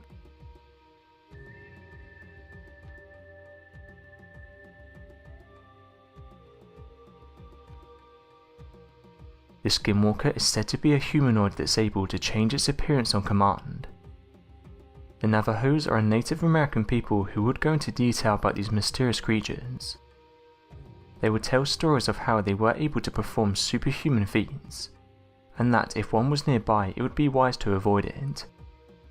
However, others have said that if it's at the point where it's already reached you, you have no chance of getting away. Skinwalkers are believed to be individuals of whom underwent a cursed ritual, and gain the ability to shapeshift into a wolf-like creature whenever they choose. This term comes from that of old Navajo legends that claim that when a tribal member committed a social taboo, something otherwise not accepted by the tribe as a whole, of which would cause the tribe to come together to perform a ritual that would curse the person. This would cause the said person into becoming part animal, and cursing them to live a life of solitude, being forced to change from their human form into a large animalistic form whenever their insatiable desires began to take control. In the Navajo language, the word skinwalker translates to he who walks on all fours, and this is for good reason. Those who have encountered these creatures have said not only do they possess the ability to transform into a variety of creatures, but that they're able to move extremely fast on all fours. What's interesting though is that although these legends have been around for many years, it's only been in the last 20 years or so that these stories have been brought to the public's attention.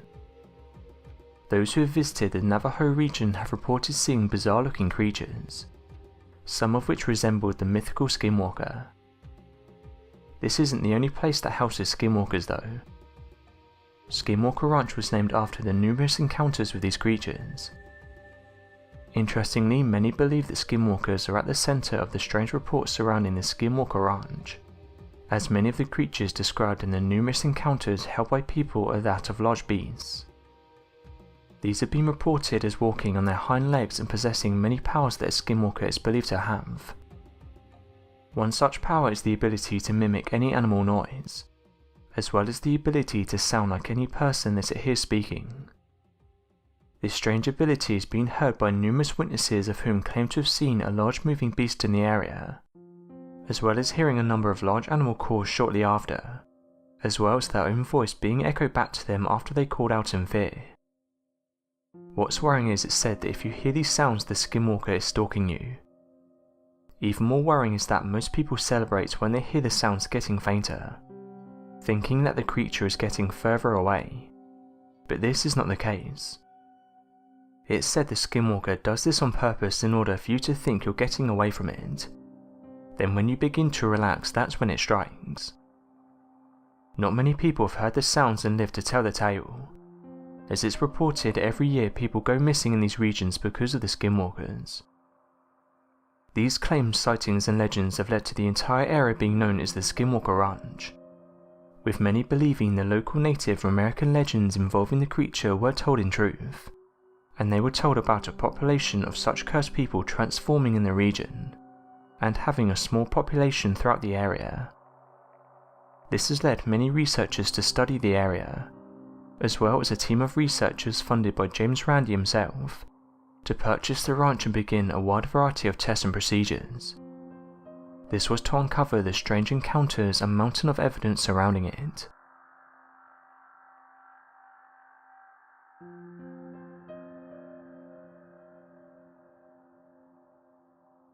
What's odd is that people have made the connection between skinwalkers and mysterious lights. Those who have lived on the ranch have said that when one of these creatures is sighted, shortly after there will be mysterious lights in the sky. In fact, a previous owner said that during these encounters he thought both the skinwalkers and lights were working together. The first ever reported sighting of an unidentified flying object was reported by the family that lived on the ranch, that had originally believed the craft to be some form of top secret military project of immense size. According to the family, they said the unidentified flying object was as large as several football fields, and was covered in a number of strange blinking lights. The morning after the sighting, the entire ground of the ranch where the unidentified flying object was claimed to have rested was left with a massive depression in the area that gave a perfect imprint of the ship on the soil beneath it. Other pieces of evidence surrounding extraterrestrial intervention was that of hearing voices speak in a strange language seemingly coming out of thin air, an alien-like creature standing at more than 7 feet tall beside a large floating glowing orb, as well as cows completely disappearing out of thin air and reappearing the next day. In fact, one story tells of a cow going missing after there being bright lights in the sky. The owners didn't think much of it as it happened several times a year. What's sad about this though is that they didn't see the animal again, and was sad to think of what happened to it. However, on this particular occasion, this one cow disappeared and then returned several months later, as if nothing had happened. Some people put forward the idea the cow had escaped, and that it was living on the nearby land. But the owners said this couldn't have been the case, as several people went out in search of the cow, and couldn't find anything. Not only this, but the whole property was covered in fencing, and there's no way the animal could have gotten out. One of the more mysterious claims was that during the night a strange bouncing ball of light had come to their house, and was bouncing around the property. This would lead their 3 dogs to break free and begin chasing the balls away from their house, only for them to never return again after seemingly vanishing from thin air, along with the bouncing ball of light. Unfortunately for the owners, their reports would go largely ignored by respectable researchers, and would leave their property to becoming a hotspot sighting area for UFO enthusiasts. They would journey to the ranch at all hours of the day, and harass the owners by invading their personal space, and setting up camping equipment in the hopes of coming across extraterrestrial contact. One of the owners said the following about what they'd witnessed. "We would see these giant openings in the sky, and then shortly after these portals opened, mysterious objects would fly out of them. I was able to see these crafts exit the portals and then fly around the property for a while before returning. There must be something here that interests them, as we're always seeing them. If I had to guess, I would say the crafts are around 40 to 60 feet in diameter." Mysterious humanoids have also been witnessed on the ranch. These human-like creatures are believed to be around 6 to 7 feet tall, and have a dark presence. Some have suggested they are similar to the Men in Black. What's odd though is the fact that these entities seem to appear out of nowhere. People who have lived or visited the ranch have encountered these mysterious creatures. It's believed they're able to read the minds and even communicate through thoughts. Numerous people have come forward and said that while being near the ranch they have seen these strange people. One person said they encountered a strange man when they was around half a mile from the ranch. They stopped to ask him for directions, but he didn't answer. He just stared at them until they drove off. Another person had a similar encounter. A man approached them as they was parked up close to the ranch. He stood in front of their car and started to make strange noises. The people described it as a crackling noise. They found this person strange, so decided to move on. These stories all follow a similar theme. Whoever these people are, they don't seem to like people being near the ranch, and almost always try to get them to move on.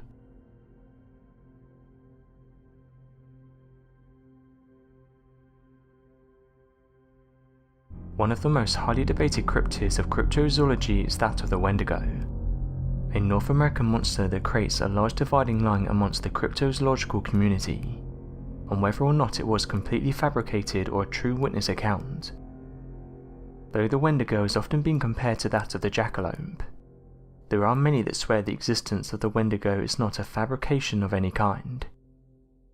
According to witness accounts, the Wendigo is described as being somewhere between the size of an average person to being more than 15 feet tall, and have a physical appearance similar to that of a skeleton frame, with grey skin, sunken eyes, large yellow fangs and a long slimy tongue.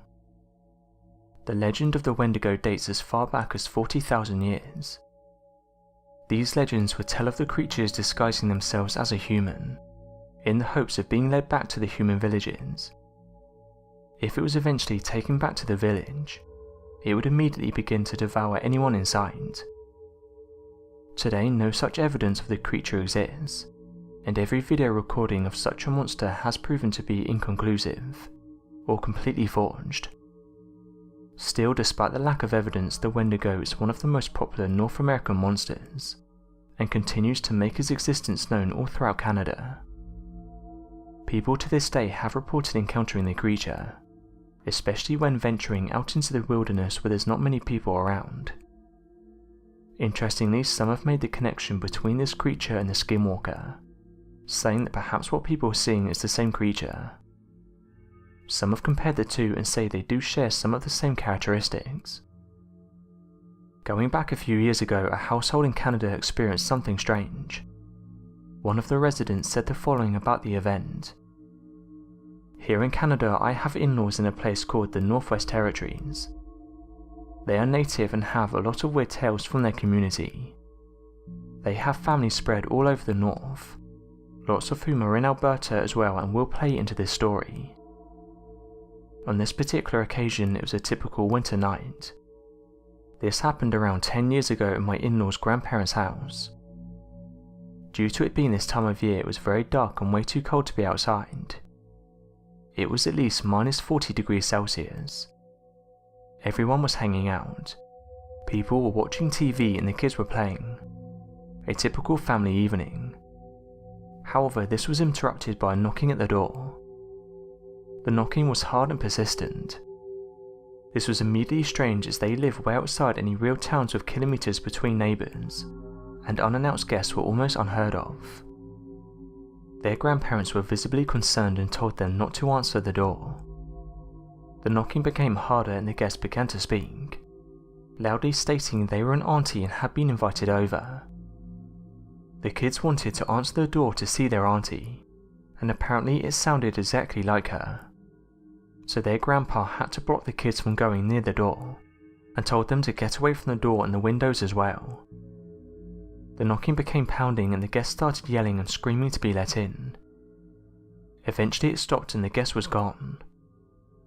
The next morning there was no tracks outside in the snow, and no signs a vehicle had been in the area. This auntie lived in Alberta, and had made no plans to visit. Nothing happened after that, but it's something that does happen in these areas. Believe it or not, Wendigo is a major piece of folklore in that family, and they refuse to talk about it for fear of drawing one in.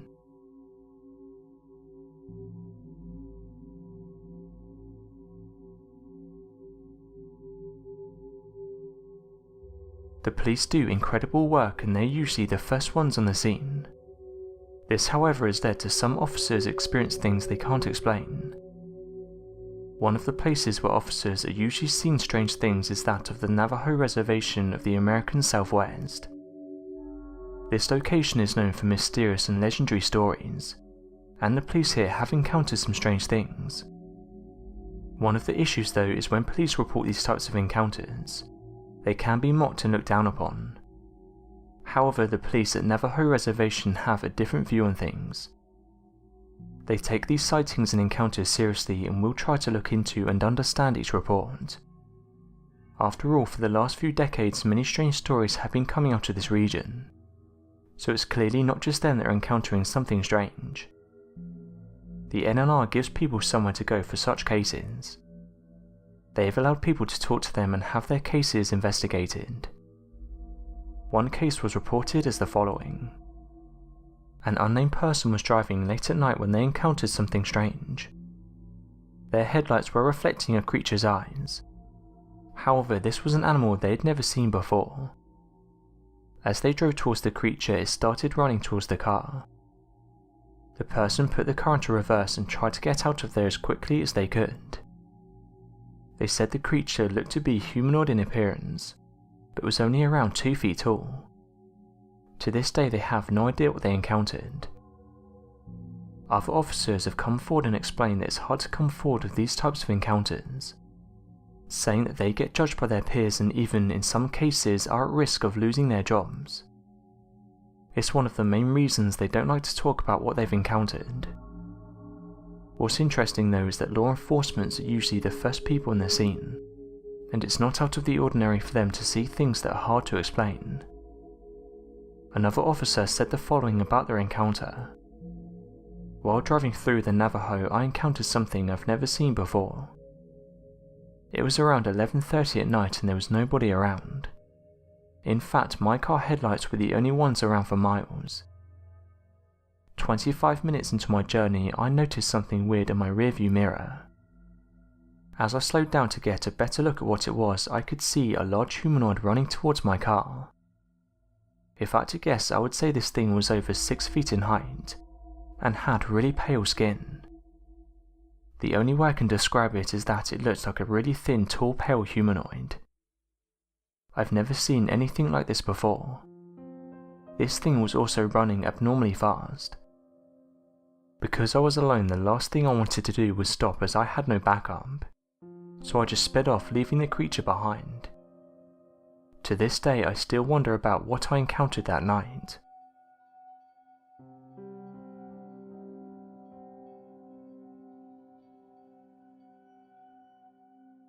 Over the years, many people have reported seeing these skinwalkers. Each report is slightly different, however most of them follow a similar theme. Seeing a large humanoid that doesn't usually look like a human, and that is able to travel fast. This person encounters something strange while with their friends. They said the following: "While driving near Marlborough, me and my friends encountered something we couldn't explain. This all started when we decided to go for a drive. After I passed my test, this was one of our favourite things to do. On this particular occasion, I picked them up around 9:30 PM, and at this point it was already dark due to it being a cold November night. After driving down country roads, we decided to pull over near an old abandoned farmer's building. We'd been here a few times before, and it was a well-known hangout spot. When we arrived, we took a torch with us and made our way down to the building. Although it was creepy looking, none of us had experienced anything here until this particular night. We were here for around 15 minutes when we started to hear noises. I was the bravest out of all of my friends and suggested the noises were animals. We were surrounded by a dense woodland and a small road. However, every so often we did hear noises in the forest. These noises were coming from behind the building, so we could hear them quite clearly. As me and my friends made our way back there, we decided to shine our torch into the forest. As we did, we saw two reflective yellow eyes. This immediately put us all on edge and we started to get worried. There was nothing close by if we did get into any trouble. This thing then started to stand up and make its way towards us. As it did, we got a good view of it. The creature was over 6 foot tall, bald, and had pale white skin. Its skin was also very wrinkly and it looked as though it had a very fine coat of hair. We'd never seen anything like this before. It was like something from a horror movie. As we all stood there frozen, we watched this thing let out a loud screech noise. As it did, we all ran as fast as we could back to my car.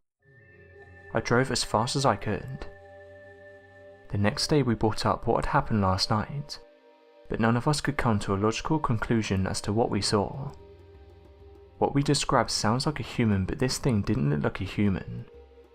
It was completely hairless and was almost alien-like. It was also tall and looked as though its arms were too long for its body. We have no idea what happened that night. Unfortunately, during these events most people are caught off guard, so we're only left with testimonies of those affected. Another person had this to say about their encounter. 6 or 7 years ago, I was at my family's cottage with my family. My dad, my little sister and I went back for ice cream and came back after dark. I was in the back right seat and my little sister was on the other side.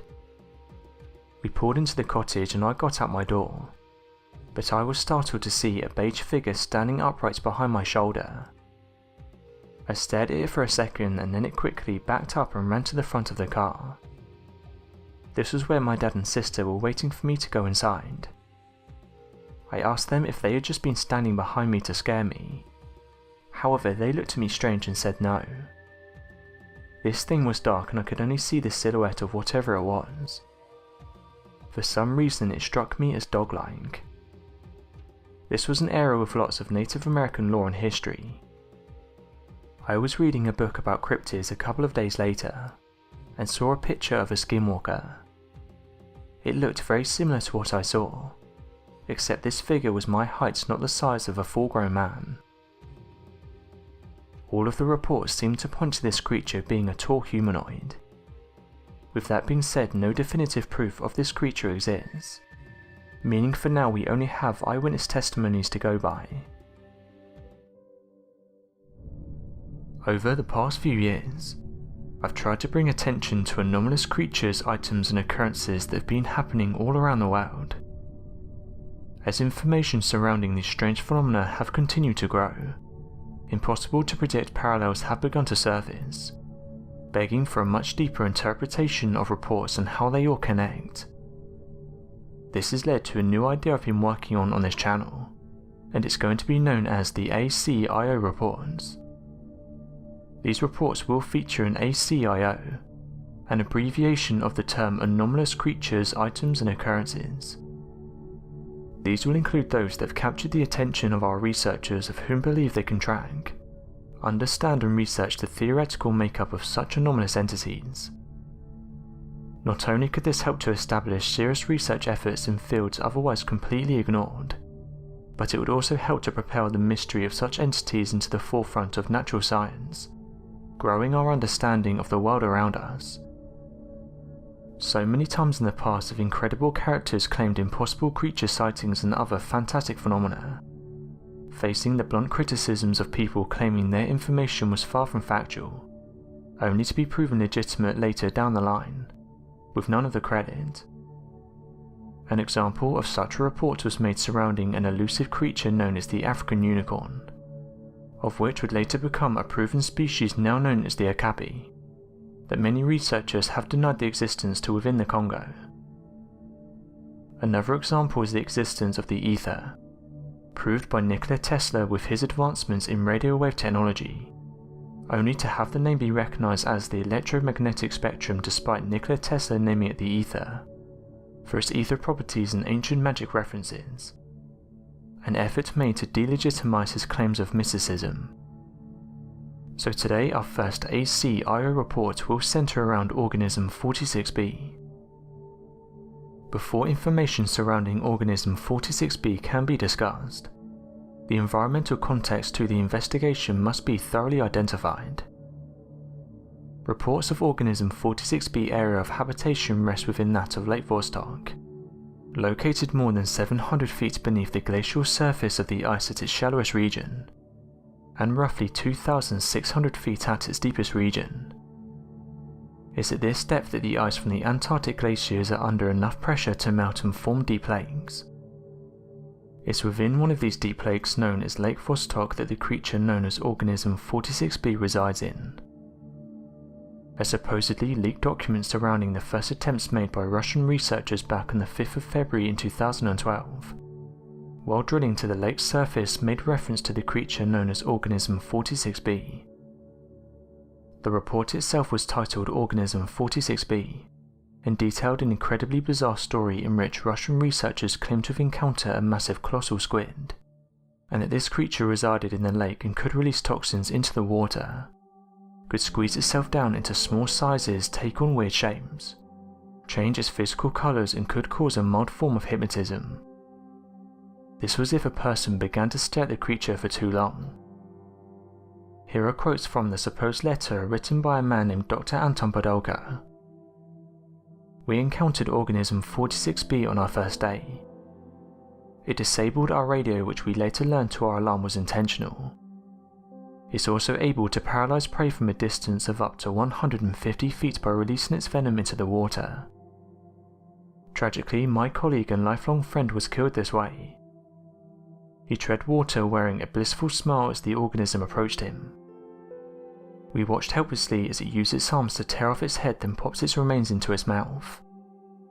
It was as if it hypnotized him telepathically. It shaped itself into the form of a human diver. We thought it was one of our colleagues swimming towards us in scuba gear. By the time the closest scientist had realized what it was, it grabbed him and tore him to bits. Some variations of the legend claim that one of the tentacles of the creature had been chopped off, but that the severed tentacle later reanimated and strangled another member of the team. The legend ends claiming there are a few surviving members of the expedition and that Russian officials captured the creature and tried to cover it up. Fact-checking the story leads to a number of strange dead ends that come about in eras of documented factual events that otherwise should have been explored. Below is the complete timeline of the factual events of the Lake Vostok drilling expedition. Back in January of 2011, Russian scientists published a paper titled Vostok Subglacial Lake, Details of Russian Plans Activities for Drilling and Sampling. One of the scientists, Valery Lurkin, worked at the Russian Antarctic Expedition, Arctic and Antarctic Research Institute at St. Petersburg. The document detailed the first and only public plan for a Russian expedition into Lake Vostok. Below is a portion from the introduction of the paper surrounding the expedition. the Russian Federation has developed a national project involving the drilling and sampling of Vostok's subglacial lake East Antarctica. The objective is to explore this extreme icy environment, using a variety of techniques to identify the forms and level of life that exist there. The project is funded by the Russian Federal Service Roshydromet. During the time of the published paper, the Russian Federation had yet to receive support from other nations of the world, as their borehole efforts were actively going against the Antarctic Treaty, with the United Kingdom and the United States petitioning the Russian Federation against borehole techniques due to environmental impact of the sealed lake. Their opposition was due in part to the drilling techniques used by the Russian scientists, of which included the massive use of freon and kerosene. This was to act as a lubricant for the drilling equipment, of which would immediately drain into the lake at the point of connection. Despite the Antarctic Treaty violation, the Russian Federation continued with their efforts. Within the published paper titled Vostok's Subglacial Lake Details of Russian Plans Activities for Drilling and Sampling, the scientists detailed a new piece of technology that would allow the borehole to use a transportation module that could be sent down into the borehole via new mechanisms and enter into the lake. The diagram for the technology claims that the module device in the borehole would only be 123mm in diameter, and impossible to send a diver into. However, given the secrecy of the project and the design used, such a technology could have been sealed up to send a research team into the borehole if made slightly larger. The technology also shows evidence of human-sized transportation modules, given that the module designs had a height and width that would scale to fit a human body in a cylindrical tube of a height 3 times the tube's width. By October 2011, Valery Lukin, the co-author of the published paper, was at the Antarctic Research Station. The expedition continued for several weeks up until the end of December, before issues first arose amongst the expedition. The reasons for why Valery Lukin first started his expedition in October of 2011 was due to October being the summer months for the Antarctic continent, keeping the location at its warmest for the expedition. These summer months only lasted from the beginning of October to February. However, after the 6th of February, the expedition must have been called off due to temperatures plummeting below 40 degrees Celsius. On the 28th of December, the Russian team claimed they had less than 5 meters left to drill before striking into the lake, and were confident they were to meet their goal before the end of the Antarctic summer months. It was shortly after this transmission, however, that the team would undergo a 6-day radio silence, and this was for reasons not entirely understood. The encounter with the organism 46b led to the reported deaths of several top-secret Russian researchers, and so many believe this is why the document could have been leaked as a warning to other researchers in the area. Despite the far-fetched abilities of organism 46b, reports appear to match the number of known cases of squid and octopus entities in the real world. In fact, every single ability mentioned by the letters the organism 46b might possess appear to match many of the abilities found in deep-sea species of cephalopods, and environments that would be similar to in light pressure and water quality to organism 46b. Below is a detailed writing surrounding the theoretical ability of telepathic traits within organism 46b, and how the ability could be scientifically explained. Understanding the creature's ability to perform telepathic ability is both difficult and nearly impossible, as the mechanisms for telepathy are still not entirely understood in the modern day. However, assumptions and data information surrounding numerous marine animals can be made as to what might be responsible for telepathic abilities in organism 46b. It's important to note there is evidence in scientific endeavours in the realm of neuroscience, and the ability to translate the neurons near random electrical pulses firing into readable information that can be displayed or understood. In fact, back in 1999, there was a research study by Dan Yang at the University of Berkeley, California that successfully recreated what a cat observes in the physical world. This was done using pure data retrieved from visual neurons. The implications of this finding means that if someone could create a technology so sensitive and accurate in picking up electromagnetic fields, or electrical stimuli, one could remotely detect these occurrences coming from the human brain, and work to gather the data required to translate your thoughts and brain signals into readable information. If we take this theory of data retrieval from the brains of animals via sensing electrical impulses and changes in the electromagnetic field, then there is evidence of evolution granting this ability amongst life here on Earth. Given the fact that organism 46b is expected to live its entire life in a completely dark underwater environment, it's possible that the species could have evolved a complex form of electroreception for its survival. Squids are one of the very few species in the world that can camouflage, and change the pigments of their skin so rapidly they can make a variety of colours. Additionally, the glass squid species is capable of using bioluminescence in a deep sea environment.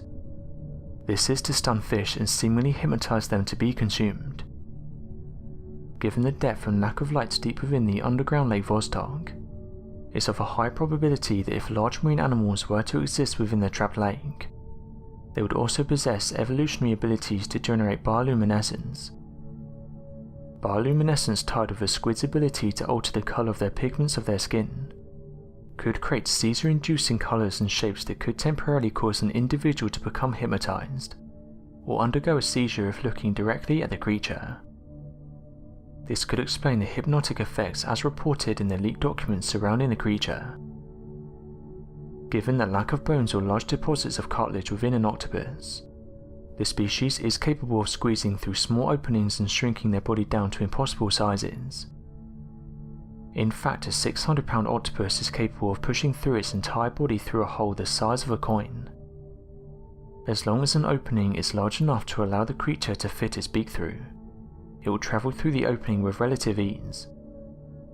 It's for this reason that the claim of the shape-shifting abilities of organism 46b are realistic to the species.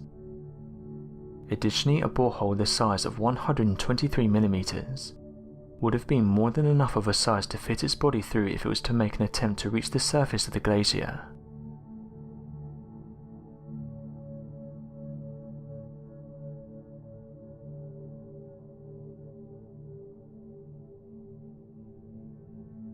If the claims surrounding organism 46b are to be believed, the creature has the following abilities that have allowed it to take down individuals with an incredibly short span of time: shape-shifting, hypnosis, camouflage, colossal size, ability to shrink, telepathy, and large quantities of toxin. Given its danger and efforts needed to be contained by the Russian Federation as claimed by the leaked document, this could very well mean that organism 46b is one of the most dangerous creatures naturally living on planet Earth. Its ability to be weaponized for future efforts also seems to be a very real possibility given the claims of the leaked document, and other rumours that have surfaced surrounding the creature. For these reasons, organism 46b has been given a red status. Over the years, many people have made some interesting discoveries, with the majority of these being easily explained. However, every so often there is a discovery that doesn't get explained right away. This is what happened when hundreds of ancient skeletons were discovered inside this lake. Going back in 1942, a British forest guard in India made a worrying discovery. While exploring a region tens of thousands of feet above sea level, they came across a small lake and so decided to take a closer look. The weather for this time of year was different in the fact that ice had melted, and it soon revealed what it had been hiding. Inside the lake was hundreds of ancient bodies, and one thing that was obvious is that something horrid had happened. Due to the time of year, one of the first things that was put forward was that these people could have been involved in the war, or were victims that were placed here, and that someone was perhaps trying to cover up activities that had happened in the area. What threw many people off though is why someone would go through the effort of placing people inside this lake. After all, it's located around 16,000 feet above sea level. This caused a team of researchers to investigate the case further. It was thought at first the individuals may have been that of Japanese soldiers. However, after tests were carried out, it showed scientists this wasn't the case. It turns out the bones were very old. But one thing that researchers couldn't agree on is how these individuals ended up in this lake. After years of research, a team was finally able to answer that question. DNA tests revealed to researchers that the bones dated back to around 825 to 850 AD. The group was made up of locals who'd been in the area during their demise, showing researchers that these people hadn't been transported here as first assumed. Further research showed the team that the individuals in question were most likely related, or could have been part of the same group, and that they most likely travelled together everywhere they went. Further tests of the skull revealed something interesting. A large majority of them showed small injuries or blows to their head. Interestingly though, these were not caused by man-made weapons such as spears or arrows, but rather these came from something that occurs naturally. The most likely explanation is that the group got caught in a large hailstorm, and had sustained injuries from the event. What cemented this theory was the fact that the injuries only occurred on the top half of the bodies, suggesting that whatever caused them to pass away came from above. Researchers said there would have been thousands of these hailstones, and that these ancient humans would have had no way of protecting themselves, so they eventually passed away from their injuries.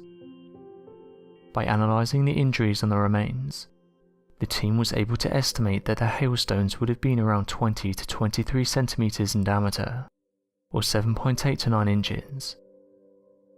It wouldn't be until 1,000 years in the future until we would find their remains, and be able to unravel their mystery. The paranormal is a subject that interests many of us.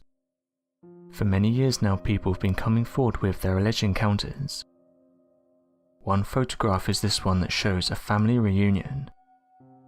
The story goes that a family reunion was taking place in New Zealand, and this was sometime during the 1930s.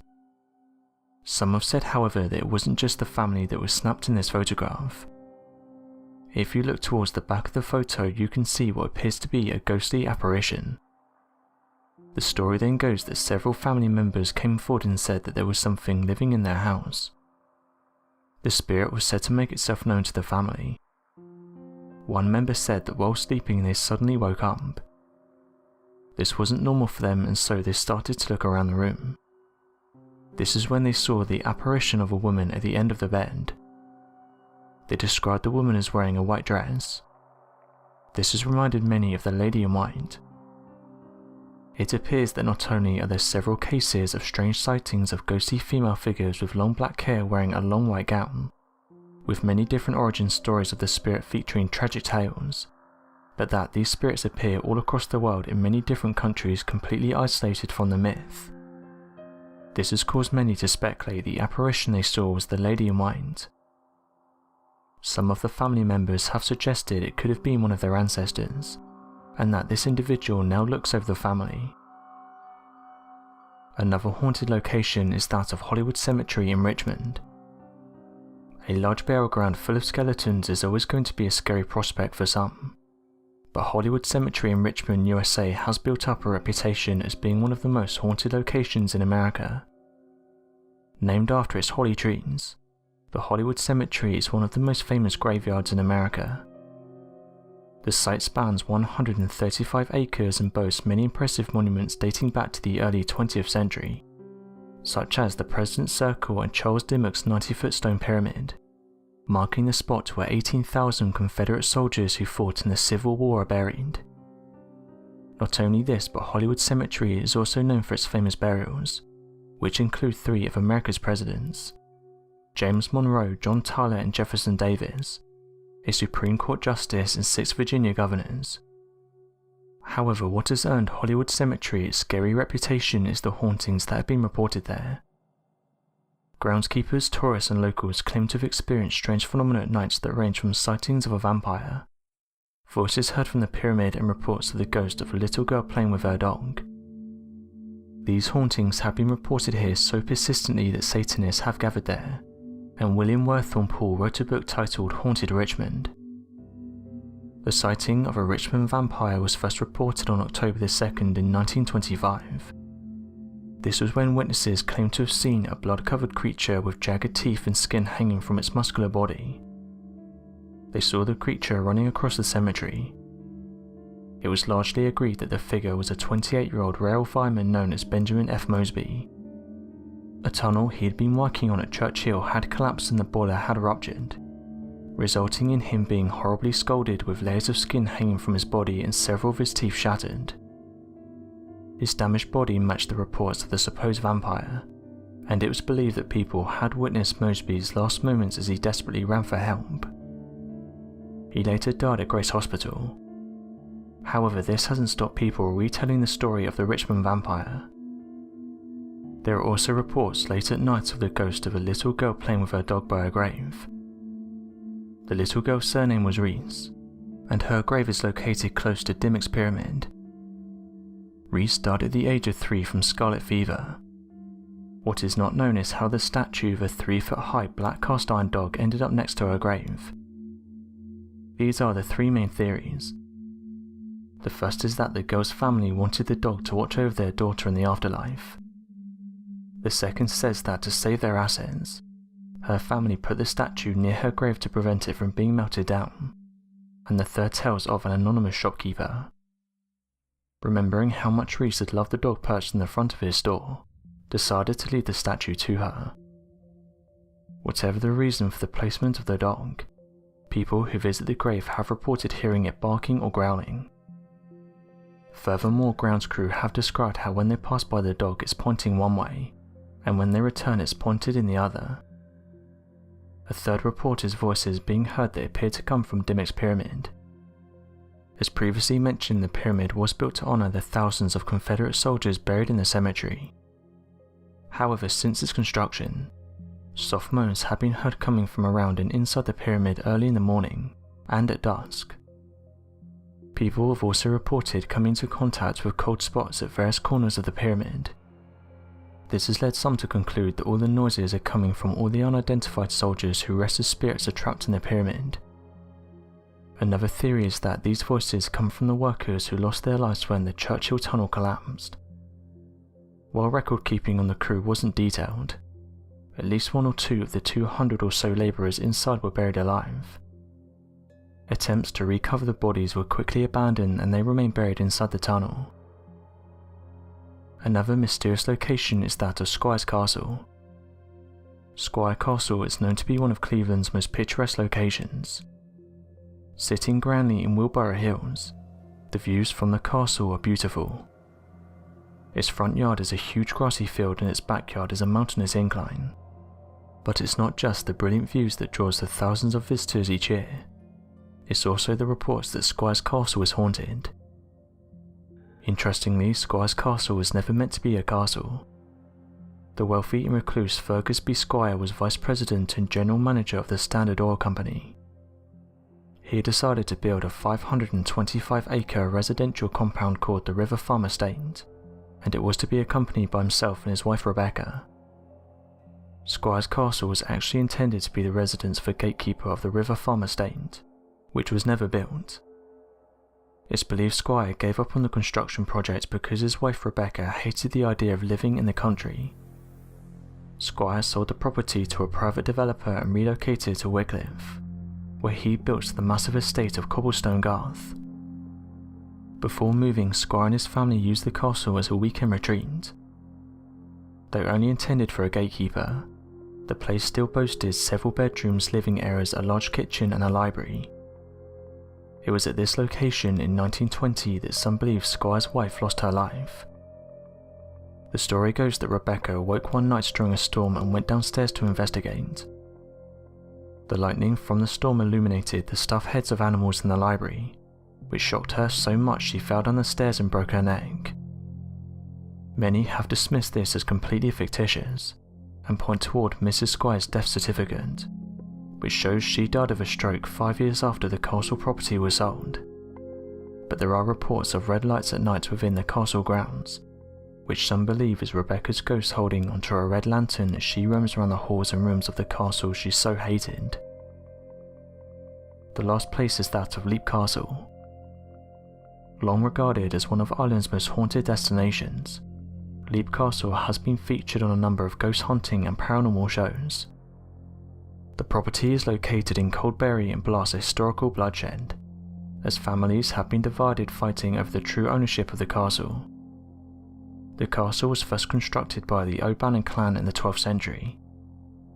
It was originally known as Leap of the O'Barons, because the castle was built by the two O'Baron brothers, contesting the chieftainship of their family, decided to challenge each other to leap from a rock. The agreement was that the sole survivor would not only govern the family, but also be responsible for the castle's construction. As can be seen, the castle was built on a foundation of bloodshed. The O'Bannons did not manage to rule Leap Castle for long. As a family, they were subservient to the O'Carroll clan, who soon seized the property. The O'Carroll clan had a reputation of being ruthless and fueled by greed and power, so when the chief of the family died without specifically naming which one of his sons wanted to be his successor, Leap Castle was once again the site of a brotherly feud. The story goes that his brother killed Thaddeus while he was in the middle of saying a mass in the castle's chapel. The chapel became known as the Bloody Chapel, and it's said that you can still see Thaddeus' spirit roaming around it late at night. Under the O'Carrolls, Leap Castle reportedly became home to many massacres. During renovations of the castle in the 1990s, a secret dungeon was discovered that contained human skeletons and wooden spikes. It's believed the O'Carrolls would have used the wooden spikes as a method of surprise attack for unsuspecting visitors to the castle. One of their most wicked crimes was towards the McMahon family. The McMahon family were invited to a dinner to celebrate their victory over a rival clan of the O'Carrolls. However, rather than thank the McMahons, the O'Carrolls poisoned them. Alongside Thaddeus' spirit, the McMahon family are also said to haunt the grounds of Leap Castle. The castle again switched ownership in the 1600s, and once again the process involved blood being spilled. It's said that a daughter of the reigning O'Carroll chieftain fell in love with an English prisoner being kept in the castle's dungeon. This prisoner was Captain Darby, and he prepared an escape plan from Leap Castle with the O'Carroll daughter. Their plan was interrupted when they ran into the girl's brother on the stairwell. What ensued was a sword fight between Darby and the O'Carroll brother, and Darby was the victor.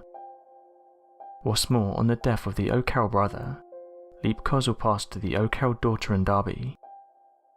The two married and set home in the castle. As a captain of war, Darby had amassed his own treasures and began to hide these objects throughout the castle. Losing his grip on sanity, he forgot where he'd hidden these treasures and searched for them. It's said that today this mad captain's spirit still wanders around Leap Castle, desperately seeking his treasures. Jonathan Charles Darby was a descendant of Captain Darby, and resides in the castle with his wife Mildred Darby.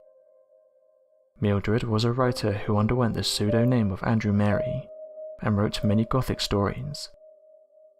It's believed the inspiration of her scary stories was from her own experience living at Leap Castle. In her personal letters, she writes of explaining a supernatural entity she refers to as Id, the Thing and the Elemental. She writes of feeling a hand on her shoulder and turning around to see a gaunt shadow and inhuman being. This being smelt like a decomposing corpse and immediately caused a deadly nausea to Mildred. Alongside it, there have been many sightings of a red lady walking the halls holding a dagger. The story behind her dates back to when the O'Carrolls held Leap Castle. She was thought to have been a prisoner who was used by the O'Carrolls. When she became pregnant and gave birth to a baby, her child was murdered with a dagger. Unable to cope with the loss of her child, the lady immediately grabbed the dagger and took her life. Her spirit now roams Leap Castle looking for the men who killed her child. The current residents of Leap Castle are Sean Ryan and his wife Anne. Sean himself admits to hearing footsteps, doors opening and closing and crowds talking. Strangely though, rather than reacting in fear, he has no issue with living alongside these spirits, who he believes have just as much of a right to be there as he does. That doesn't stop a lot of locals still refusing to walk past the castle at night. For the last few years, Tom DeLonge has expressed his interest in unidentified flying objects. He said that he's been fascinated with them for years. While on tour, he would read books that explored the possibility of extraterrestrials, and since then he's been hooked. Recently, Tom came forward on Instagram and said that he'd witnessed an unidentified aerial phenomenon. He said the following about his encounter. So last night I get a text from somebody that there was an unidentified aerial phenomenon right off the beach where I live. I ran to my balcony and saw it split into 2 pieces and raised vertically. I grabbed Marie, jumped in my truck and went straight down to the beach. We were the only ones on the beach last night as this light disappeared, reappeared, broke into 3 pieces and stacked vertically, with one little red dot flying around the top and then disappearing for the rest of the evening. This video doesn't show much, but we were up quite late watching the light dance, about half a mile to a mile off the beach. It was huge and it was fiery orange. Of course, I called up Lou Elizondo as I was there, and he was telling me all the things I was supposed to do with the location, geographic details, weather, altitude and distance. Of course, I was completely worthless when it came to these details, but it was a big deal. Lou checked immediately and there was no flights in the area except the one I had my eye on the entire time. No military, no boats and a bunch of hovering lights that were stacked on top of each other. It was wild. Who knows?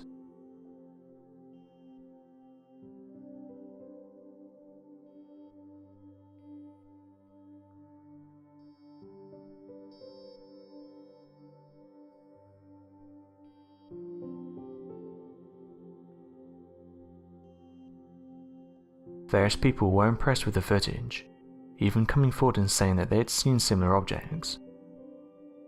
Recently, it was announced by Tom DeLonge and his To the Stars Academy that they were working with the US government in regards to their unidentified aerial phenomena discovery. The company has also said they've brought on some leading researchers on AI, and that they're working on a new service. To the Stars Academy posted the following. As part of our AI initiatives, we've built a compelling service for post-ingestion and analysis processing, which marks an instant authentic if it passes human and machine learning analysis.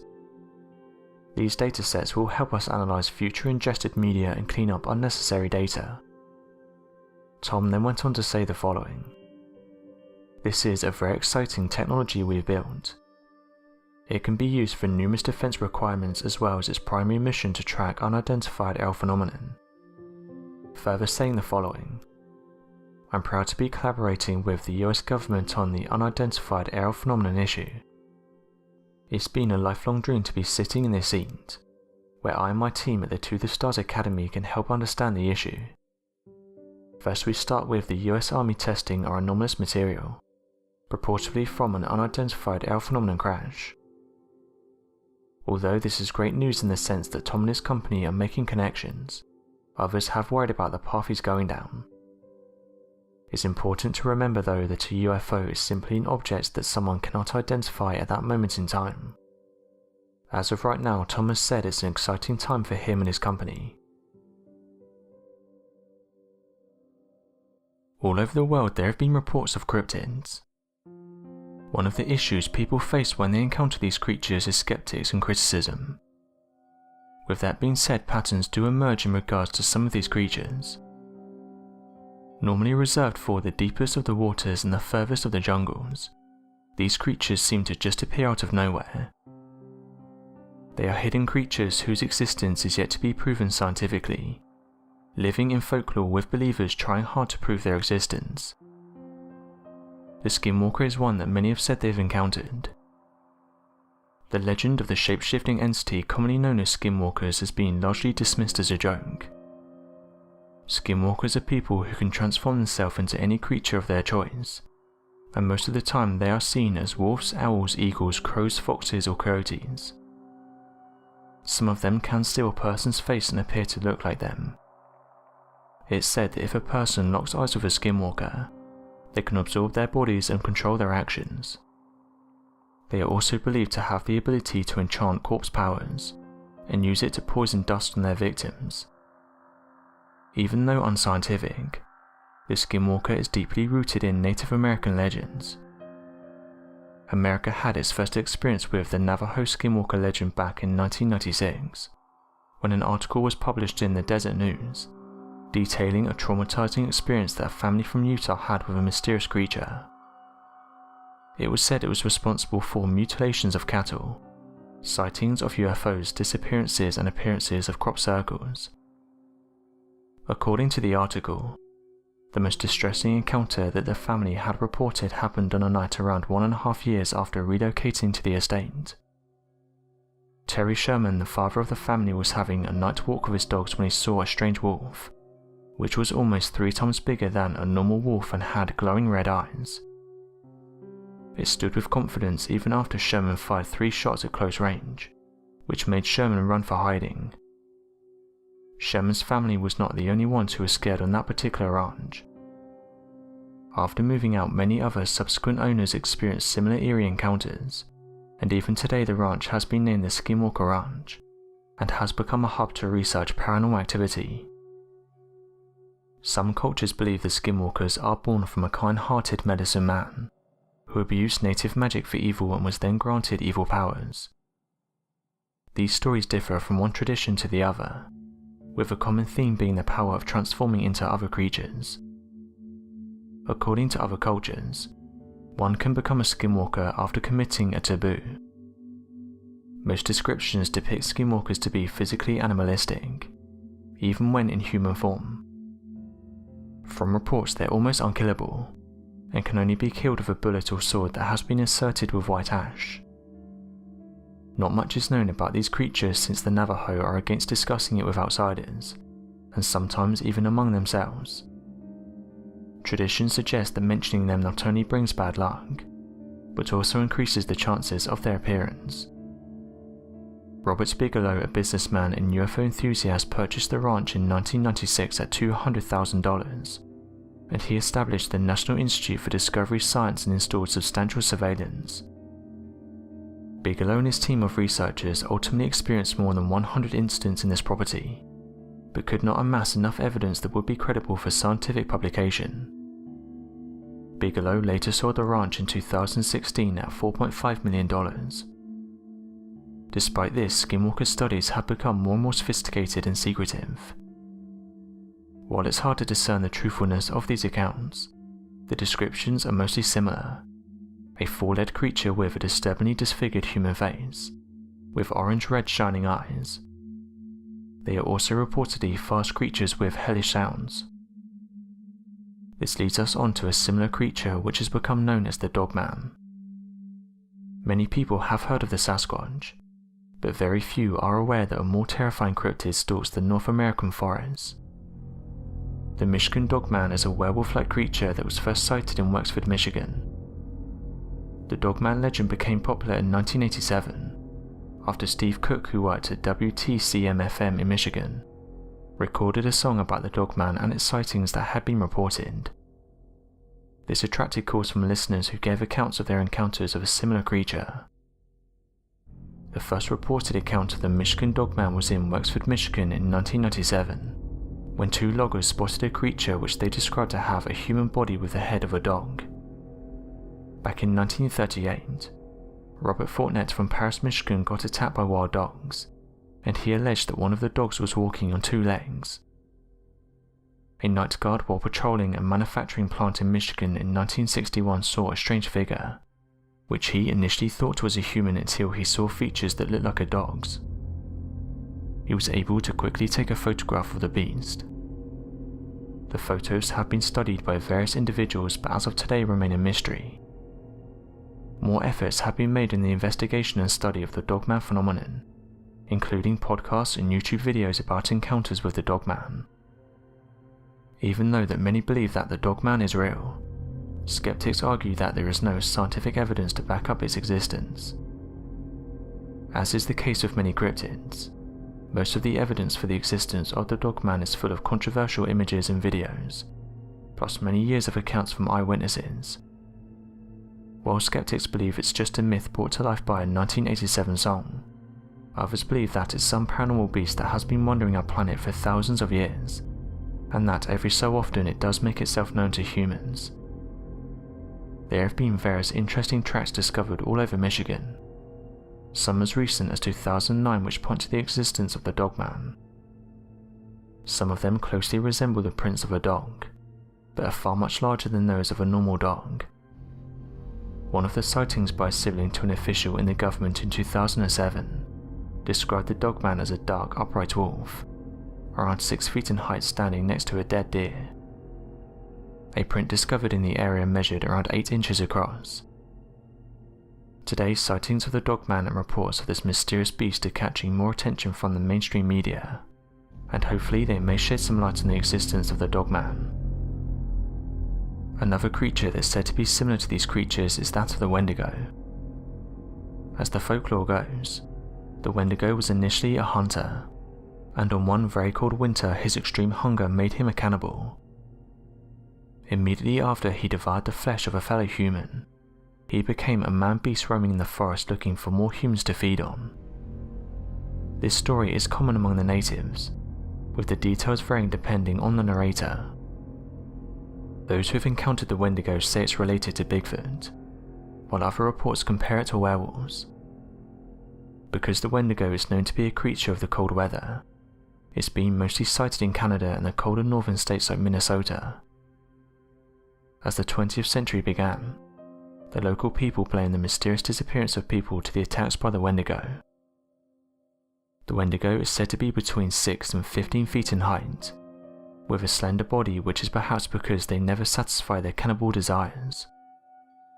It's said to be always hungry until they find another person to eat. According to Nathan Carlson, the Wendigo has big sharp claws and eyes as big as an owl's. Others describe the creature as a bony figure with a skin tone like ash. Different versions of this creature's tale say different stories about its agility and speed, with some saying it's very fast and can walk over long distances, even during very cold winters. Others say the skinwalker has a haggard walk, which implies that it has no speed. Unlike other carnivorous animals that pursue prey to capture and eat them, the Wendigo lures people away from civilization by mimicking human voices, and feasts on them once isolated. Most of the sightings of the Wendigo happened between 1800 and 1920. Since then, only a few sightings of the Wendigo have been reported. Whether one believes in the Wendigo sightings or not, this may not just be any other folklore aimed at scaring people. It's historically significant in many indigenous cultures. This legend has been associated with problems in real life, like selfishness, violence and greed. It's also been associated with taboos against bad behaviour. Stories of the Wendigo were once taken as illustrations of the nature of violence against the Native American people who told the stories. Ironically though, the stories may represent the response of the native people to the violence shown to them by the people who are not indigenous. Anthropologists believe the Wendigo concept came about after the native people encountered the Europeans. Some anthropologists believe the stories of the Wendigo are associated with stress among the Native Americans. Due to the dwindling resources and fears of starvation, the tensions that was building up among the Native Americans that caused such accusations could be compared to the fears that came after the Salem witch trials. Just like most legendary creatures, the Wendigo remains a mystery today. It's been referenced many times and has featured in TV shows. Interestingly, there are some lakes named after the creature. For instance, Wendigo Lake in Wisconsin, and Lake Wendigo in Minnesota. Those believing the Wendigo sightings think the creature might still be out there in the forests, and beneath the man-eating creature is just a human person who was initially a hunter. Researchers and scientists have done a great job at unraveling some of the universe's biggest secrets. However, there have been some anomalies and signals that researchers haven't been able to explain. Space is one place that humans will never fully explore. It's anyone's guess as to what's out there, and with it being home to over hundreds of billions of planets, it's not crazy to say there could be all walks of life inhabiting various planets. One recent discovery was made by the OSIRIS-REx spacecraft while orbiting the asteroid Bennu. It was announced on the 3rd of December 2018 that a NASA probe had completed its 1.2 billion mile or 2 billion kilometer journey to arrive at the asteroid Bennu.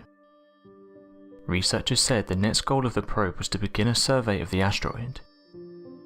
The spacecraft would start flyovers of the asteroid's north and south. The probe will get close to the asteroid as well. It's been announced it will fly around 4 miles above Bennu during each flyover. This asteroid isn't just a piece of rock floating in space. It's one of our solar system's most ancient relics. It's been floating in space for more than 4.5 billion years. Scientists have said this rocky body formed within 10 million years of our solar system's formation. Scientists have theorized that Bennu likely broke off from a much larger carbon-rich asteroid around 700 million to 2 billion years ago. Its original formation was likely in the main asteroid belt between Mars and Jupiter. NASA researchers though have just said they've discovered something they didn't expect to. It turns out scientists were expecting Bennu to be made of sand, but instead it's made of rocks. The lander was programmed to pick up the sand-like substance, but it's caused a slight problem to the mission due to the terrain. The lander in question is around 20 feet in length and has the ability to travel over 19,000 miles an hour. With that being said though, this recent discovery doesn't mean the mission is over. Lead researchers have said the lander will be able to cope with the terrain.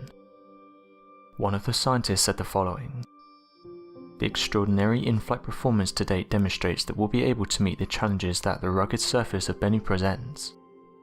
That extraordinary performance encompasses not only the spacecraft and instruments, but also the team that continues to meet every challenge that Bennu throws at us." On the 18th of June 2019, NASA said the lander managed to get even closer and capture a photograph of the asteroid at only 0.4 miles away. NASA have also announced this asteroid could one day make contact with our planet. The space rock, which is 492 meters or 1,614 feet, has a 1 in 2,700 chance of impacting Earth. They said that Bennu will pass Earth at around 750,000 kilometers or 460,000 miles on the 23rd of September 2060. It's also been said that Bennu could potentially be mined for water in the future. Due to all the things that Bennu's got going for it, researchers have said that it's very likely more missions will be carried out here in the near future. Interestingly, during the most recent visit to Bennu by the OSIRIS-REx, one of the instruments on board managed to capture something that surprised researchers. Interestingly, this object was that of a black hole. The RExis managed to capture a glimpse of a large black hole. The flare in question is said to have occurred around 30,000 light years away, and it could be seen as a distant flash. The mission wasn't there to discover new objects, but rather just to study the asteroid. However, the instruments were able to show researchers we really don't know what's out there in space. One of the researchers said the following about the discovery: "We set out to train students how to build and operate space instruments. It turns out the greatest lesson is to be open to discovering the unexpected." Brandon Allen, a Harvard research scientist and student supervisor, was the first who spotted the source in the RExis data, and went on to say the following: "Our initial check showed no previously catalogued object in that position in space. It's fair to say that black holes are one of the most interesting objects in space, and it seems that every year we learn a little more about these mysterious giants." Another interesting discovery researchers have made is that of gravitational waves sent out from a black hole. Our universe holds a massive amount of galaxies along with an even more countless number of mysteries. Over the years, black holes have caused much speculation in the scientific community. Though these findings have made scientists question the very nature of reality, these incredible discoveries of supermassive black holes have helped us to better understand the true nature of our universe. Recently, astrophysicists come forward and said that they've detected mysterious gravitational waves. It was then put forward that they were created by a black hole when it collided with a neutron star. The theory behind black holes was more than just shrouded in mystery, and it was not until a man by the recognizable name of Albert Einstein helped humanity to realize that space and time are interwoven, and connected in something we refer to as the fabric of space-time. The mathematical theory of mass then being able to stretch and distort this fabric, similar to that of a rock resting on a cloth, led to an innovative idea. When the scientists picked up on the gravitational waves, they stated that it can allow them to study astronomical events occurring in the universe, The researchers said that what they were seeing was the merging of a black hole and a neutron star. At the moment, more study is needed, but if this can be confirmed, it's thought this could help us to confirm that black holes and neutron stars can coexist in binary systems. One of the researchers said the following about the event. It's like listening to somebody whisper a word in a busy cave. It can be difficult to make out the word or even be sure if someone whispered at all. What some people may not be aware of is how big these black holes are. For example, there's a black hole that's known as SD-SSJ, and this black hole is so massive that it's more than 12 billion times the mass of our Sun. Researchers began to wonder how could such a large singularity form if our universe is believed to be only 13 billion years old. Today the black hole continues to be one of the largest, youngest black holes out in space, and it's believed to be even larger in nature if we were to visit it. It would be another 13 billion years before any information could catch up and show us its true size. This black hole, however, is incredibly far away. One light year is around 5.8 trillion miles or 9.5 trillion kilometers, so it's fair to say we won't be able to get near it anytime soon. NASA's Hubble Space Telescope has detected a supermassive black hole that has made researchers question current theories of the universe. This new report states this black hole is approximately 250 million times heavier than our Sun, and can be found at the centre of the spiral galaxy NGC 3147, and is said to be over 140 million light-years away from Earth. Incredibly, scientists have been able to observe a large accretion disk moving around the edge. What's confused scientists, however, is based on what we currently know about black holes. Such a disk shouldn't be found so close to a black hole of this size. One of the researchers said the following about the discovery. We thought this was the best candidate to confirm that below certain luminosities, the accretion disk doesn't exist anymore. What we saw was something completely unexpected.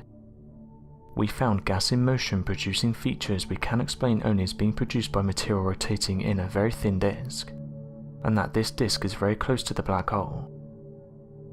This discovery was published in the monthly notices of the Royal Astronomical Society.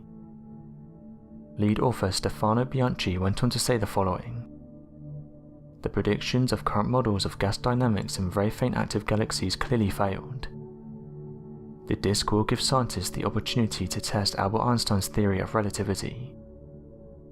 The collision between the black hole and the neutron star was picked up in August, and scientists observing gravitational waves may have reached a huge milestone. On the 14th of August 2019, giant detectors in the US and Italy picked up on gravitational waves, and these were set off when a black hole and a neutron star collided around 900 million light-years away. The researchers have seen a lot of merger of black holes and neutron stars, but never with each other. This could provide some insight to neutron stars, which is made up of the densest matter in the cosmos. This observation was made by LIGO and Virgo near Pisa, Italy, which holds around 400 scientists. Gravitational waves are generated when really massive objects collide with each other. To measure these waves, scientists made and developed a huge L-shaped optical instrument called interferometers. Interferometers have arms that are several kilometers long. Gravitational waves were first detected in 2015, when LIGO researchers witnessed a collision between two massive black holes, which were dozens of times bigger than the Sun. Black holes are purely made up of gravitational waves that are generated when a star collapses. In 2017, merger between two neutrons were detected.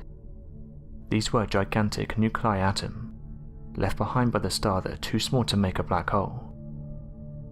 Now recently, the merger between a black hole and a nuclei have been detected. A black hole shredding a neutron would reveal how stiff neutron matter is. It would be a great help in knowing the structure of neutron stars. Although theorists are not sure how frequent the merger between a black hole and a neutron star occurs or how they form, researchers show that they're more likely to form if travelling in a fixed path and colliding, rather than randomly wandering here and there and somehow finding each other. The recently new signal was particularly strong, and the detectors were able to pinpoint the location in the sky. This shows how much these detectors have improved and can work efficiently. As there is no optical counterpart present, the identification of the objects depends entirely on their masses, which the researchers find through gravitational waves. Many scientists have argued and are debating on the mass of a neutron. Many have agreed that a neutron cannot exceed the weight of 2.2 solar masses. If the astronomers are not able to find an optical counterpart, then LIGO and VIGO researchers have to rely on gravitational waves to determine the nature of the colliding objects. It's challenging, but researchers are excited and are on the verge of a scientific breakthrough. As of right now, scientists are carrying out more tests. Scientists have said that there's unending discoveries waiting to be made out in the universe, and every year we learn something new. Most of these discoveries aren't fully understood, but the world's best scientists and researchers have done a great job so far at unraveling some of the universe's greatest discoveries. One of the most fascinating things that makes the ocean quite mysterious for us humans is the fact that 95% of it is still unexplored. Despite the history of sailing going back centuries, we have still only been able to scratch the surface of the water world that accounts for more than 70% of the Earth's surface. We have been sailing on the surface of the ocean for centuries now, but we've only started discovering the depths of the ocean during the past couple of decades. Before that, humans could not imagine reaching the depths of the ocean, and had no idea what the oceanic floor looked like. Over the years, countless people have tried to brave the oceans, and even in the modern day, people on boats are still disappearing, or washing up under mysterious circumstances. Some of these are so mysterious they have gone on to spawn various legends and tales. One of the most chilling is perhaps the Orang Medan. In June 1947, a Dutch ship named Orang Medan was sailing along the Straits of Malacca when it sent out a shocking signal indicating that the captain and the entire crew of the ship were dead. After the first message, a number of random Morse code sequences were received that could not be deciphered. The last message was translated into two simple but shocking words: "I die." The grim SOS message of the Orang Medan was picked up by Dutch and British listening posts situated near Malaysia and Sumatra. The listening posts worked together to find the location of the Orang Medan and alerted nearby ships. Silver Star, which was an American merchant ship, reached Orang Medan, only to find the vessel in nearly perfect condition. Silver Star's crew members shouted at Orang Medan, but they did not get any response. Finally, after shouting and waving for a long time, a search and rescue team was sent to Orang Medan. When the team stopped on the ship's deck, what they saw was something only to be seen in nightmares. The entire crew of the Orang Medan was lying dead. Their eyes were wide open with fear, their mouths were wide open as if they were screaming when they died, and their arms were spread wide as if they were trying to stop someone. The captain of the ship was also found in the exact same position. All the crew members were present on their designated places and rooms on the ship, but they were all dead and their faces had the same horrific expression. As the crew members of the American ship were exploring the Orang Medan, it started sinking and the rescuers had to leave the ship along with its dead bodies in order to save their lives. Some reports claim that the Orang Medan exploded after a while, due to the explosives placed on the ship. Regardless, the unlucky ship sank to the bottom of the ocean along with the remains of its captain and crew.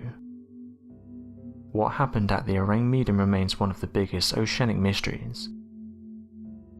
Some researchers have claimed that the crew members died due to the release of carbon monoxide on the ship, and the subsequent explosion was also a result of the gas, while other theories hold pirates responsible for the horrific tragedy. There is no record or evidence that could support either of the theory, and the Orang Medan is likely to remain a mystery forever. When standing on the shores of beaches from around the world, encounters with ghost ships have left many wondering if darker forces are responsible for the terrible fate of those who have gone missing at sea. Some of these encounters include claims of seeing apparitions in the distance, seemingly floating in the sky, an effect known as atmospheric refraction that has led many to not understand the nature of the horizon. Others, however, have reported sightings impossible to explain with scientific means, such as the encounters seen on the shores of Chesapeake Bay. Though there are a collection of rumours and myths surrounding the area regarding potential hidden and buried treasures, locals have also claimed that if someone stays there for a prolonged period of time, they will begin to notice a large ghostly image of the port beginning to manifest. This has led many to have reported spotting ghostly ships out past the harbour, and rumours of getting near the ship have spread further legends of wailing spirits inhabiting them. It does appear, however, that such claims of ghost ships manifesting as large ships coming close to the shores have arisen in many different areas around the world, and are not just described as ships with completely abandoned crews, but rather as large glowing spirits that take on the form of bones, and the wailing undead that inhabit them. Back on the 11th of October in 1771, a whaling crew had come across what they believed to be a ghost ship sailing nearby. The crew sailed closer to the ship and noticed a strange sight. The ship appeared to have been completely iced over, with its sails torn and icicles protruding from every direction of the ship.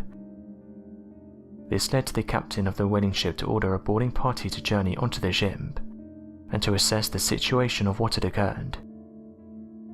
It was at this point that the whaling crew became incredibly frightened. Upon boarding the ship, they described an impossible to understand sight, as they realised that every crew member of the frozen ship was still on board, seemingly frozen in place.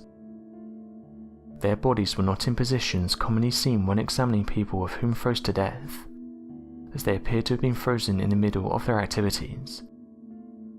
Even the captain of the ship appeared to have been frozen in the middle of writing down a journal entry, and still had a pen in hand. As the boarding party continued searching the ship, they became increasingly frightened, and so quickly tried to grab the logbooks written by the ship's captain, only to later realise that the middle of the logbook had frozen solid and fallen out, leaving only the first log entry and the last log entry for researchers to piece together what happened. According to the logs, the ship had been stuck in the ice of the Arctic, leading researchers to believe that somehow the ship must have become dislodged and floated on freely.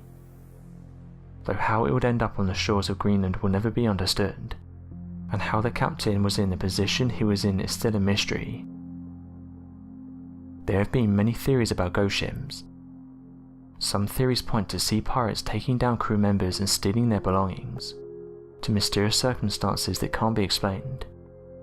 However, all the theories have been dismissed because of lack of any credible evidence, and to this day no one can say for sure what happened to some of the most famous ghost ships in history. There is one theory that holds an unknown paranormal entity responsible for the ghost ships. It's believed that some mysterious paranormal entity resides in the deepest pockets in some of the most isolated islands in the world, and sometimes this paranormal entity preys on the crews of the ships that travel nearby. It's believed that it preys on the crew members until they pass away, and then leaves the ship to move on to the next one.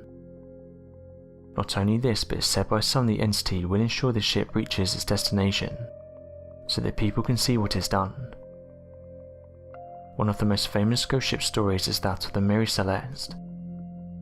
It was an American merchant ship, and on the 5th of December 1872, it was discovered deserted in the Atlantic Ocean near the Azores Islands.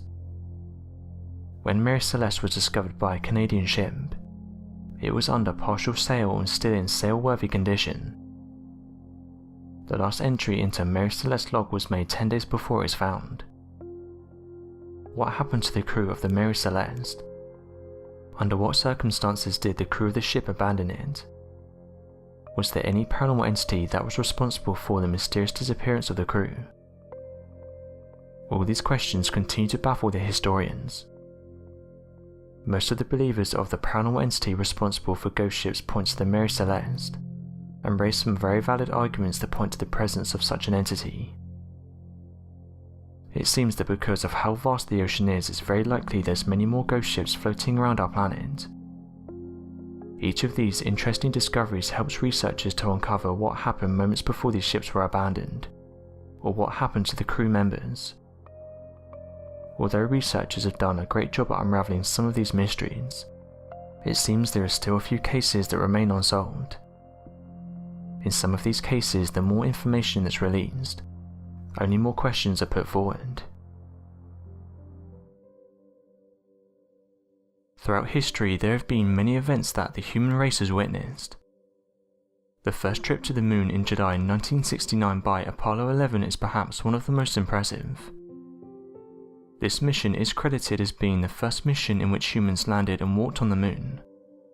From that moment on, there have been many more missions in regards to space, with NASA recently coming forward and saying that they hope to go back to the moon within the next few years. One of the most recent discoveries that researchers announced is that there's living creatures on the moon. Scientists have said that right now thousands of tiny creatures could be living on the moon. This initially excited many people, as when the headlines broke, many took this as life being discovered outside of our planet. The story detailed how after an Israeli lunar landing ship crashed on the surface of the moon, it released many creatures onto the lunar surface. These incredible creatures that managed to survive in the void are known as tardigrades. These represent a truly resilient form of life. They were chosen because of their ability to survive practically all kinds of natural planetary phenomena. They are called extremophiles. That means that they are resistant to extreme conditions and have the ability to survive in space. They can withstand up to 12 times more radiation than the rest of the living beings. Also, high pressures, extreme high or low temperatures such as -200 degrees and 150 degrees. And the reason why they're believed to have survived the forced landing of the Israeli ship is because they have a prolonged dehydration capacity, which allows them to go even 10 years without consuming water. So how are these incredible creatures able to survive in space?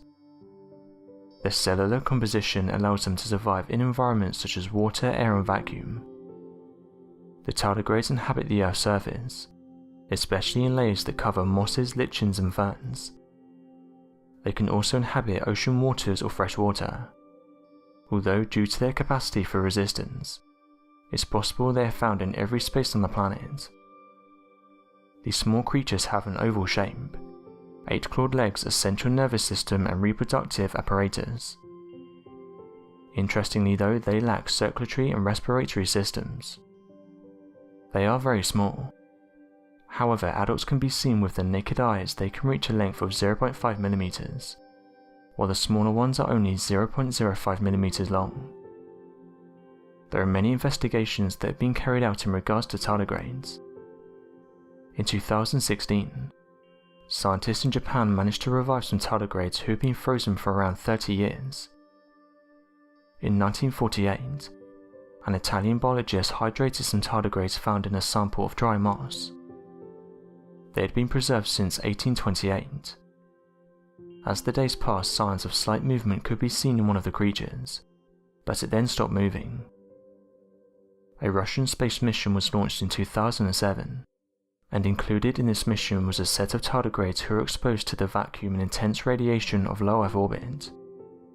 They were exposed to this for 10 days. In this mission, the resistance of these creatures were tested, and incredibly they not only managed to survive, but even maintain their ability to reproduce. After a space mission, the Russian team found living tardigrades in the rocket deck that just arrived from outer space. Finally, the scientists of the Israeli mission sent to the lunar territory assured that the tardigrades cannot move nor reproduce on the surface of the moon, but they can remain in a state of hibernation for 10 years, or at least until they are transported and rehydrated in order to wake up from the state of hibernation. Another thing researchers have said about our moon is that astronauts warmed up the moon. Since the first space missions to the moon, many discoveries have been made, but there are more unanswered questions that arise when thinking about the lunar surface and the infinite mysteries it holds. One of these questions in the midst of the scientific community was the temperature of the moon, and how this was influenced by the sun, which is why different lunar missions manned by Apollo installed some thermal sensors, specifically in the years 1971 and 1972. The crew installed these sensors in order to know the temperature and changes that could be recorded from that moment on. Surprisingly, the data showed an increase in temperature in the 1970s. The increase would be approximately 2 degrees Celsius. Up until now, no precise explanation has been found as to why this is happening, but it is possible to determine that the warming was caused by the astronauts. In 2010, the original radio transmissions were obtained again, 440 magnetic tapes in total, which contained data on the temperature which until then had been kept hidden. At the beginning of the transmissions, only those taken between 1971 and 1974 were analysed, leaving the transmissions from 1975 to 1977 unrevised. These were the dates when the temperature probe stopped working. Years later, those transmissions were recovered and the question of the warming of the moon was solved. The answer to that question was that as time went on after the astronauts had been to the moon, the heat spread from the surface to the interior, something that is not very normal, and strangely enough the interior and exterior have less than enough differences in temperature. The data that could be obtained in places where the transmissions were made showed that the cause of the temperature increase is due to the tracks left by the astronauts. These are visible and a little darker than the rest of the surface. This discovery is interesting because if the heating was due to the human presence, this means that the first analysis in which the heat was only concentrated on the surface was correct. The moon reflects the waves of the galaxy. A group of scientists obtained a method by which it is possible to receive information regarding the beginning of the universe through this Earth satellite. Some time ago, a radio telescope captured that the moon not only manages to reflect sunlight, but that its surface could also reflect radio waves that can be emitted from any end of the Milky Way. Until then, it had not been possible to know exactly the shape of the first galaxies or even the first stars, which is why scientists decided to use the surface of the moon as a mirror, in which waves created millions of years ago can be reflected, and thus obtain enough information to create an image of how the formations of stars or entire galaxies could have been since the beginning of time. In order to use this method, it's fundamental to have a complete study of the moon's surface, its characteristics such as the regular waves it reflects, or the radio emissions according to its temperature. If none of these data are available, it may be very difficult to differentiate these waves from those that may be emitted by the Milky Way. Searching for waves in space is no simple task. Waves from an early universe can be very faint compared to waves from not so ancient and much brighter objects. For example, travelling stars or electrons. It's interesting that even this technique must take into account the brightness of the Earth. The Earth can emit waves towards the moon, and consequently these will be reflected back to the telescopes. Therefore the signal will be contaminated with unnecessary information, so these waves have to be excluded from the analysis of information obtained by the radio telescope. This technique allows researchers to obtain a measure of the intensity of the waves received from the Milky Way, as they are reflected back to the moon. Finally, there is still much more we can discover about the moon. We only need to pay more attention and spend more time observing and studying this incredible satellite, which seems to have some great secrets. For many years humans have looked up to the moon and wondered how it was formed. Right after the Sun came into existence billions of years ago, other planets in the solar system began to take shape. However, the moon was not formed until hundreds of millions of years later. Scientists have debated the origin of the moon, and while some of these theories are still regarded as potential answers, other theories have been thrown out the window over time. Three major theories on how the moon was formed are the giant impact hypothesis, the co-formation theory and the capture theory. According to the giant impact hypothesis, a Mars-sized body called Theia crashed into the Earth around 4.5 billion years ago. The debris from the collision combined into a solitary round body orbiting the Earth and eventually made the moon. The co-formation hypothesis states that the moon formed in orbit around the Earth at the same time the Earth was formed. In 2012, it was suggested that the Earth and the moon were formed at the same time after a collision caused by two huge bodies. The capture system theory looks at the moon being formed somewhere within the solar system before it is snatched by the Earth. This theory may explain the difference in the composition of the Earth and the moon, but most captured bodies are not spherical in shape like the moon. During the early years of World War I, There was a sighting of a strange monster out in the open ocean that would later be referred to as the U-28 creature. According to the reports surrounding the creature, the encounter occurred on the 30th of July back in 1915. This was when a German U-boat commander known as Commander Fryer Frostner wrote a detailed report following his attack on the British steamer the Iberian. He claimed that after the steamer sank, a large aquatic animal could be seen. He described the mysterious creature as being approximately 80 feet in length and similar to that of a large crocodile. The report is quoted as saying the following: "At that moment I had with me in the conning tower 6 of my officers of the watch, including the chief engineer, the navigator and the helmsman. Simultaneously we all drew one another's attention to this wonder of the sea, which was struggling among the debris. We were unable to identify the creature, but all of us agreed that it resembled an aquatic crocodile, which was around 60 feet in length with 4 limbs resembling large webbed feet, a long pointed tail and a head which tapered to a point. Unfortunately we were not able to take a photograph, for the animal sank out of sight around 10 or 15 seconds later. This caused many to speculate that perhaps ancient creatures have survived in the modern day. After all, this isn't the first account of a strange prehistoric creature, and although the reports are slightly different, a pattern does emerge when looking at all of them. Some have suggested the creature in question is that of a mosasaur, a creature that lived in our oceans during the same time as the dinosaurs. It would have been one of the top predators during its time. It grew to massive sizes and would have fed on pretty much anything it could get its jaws on.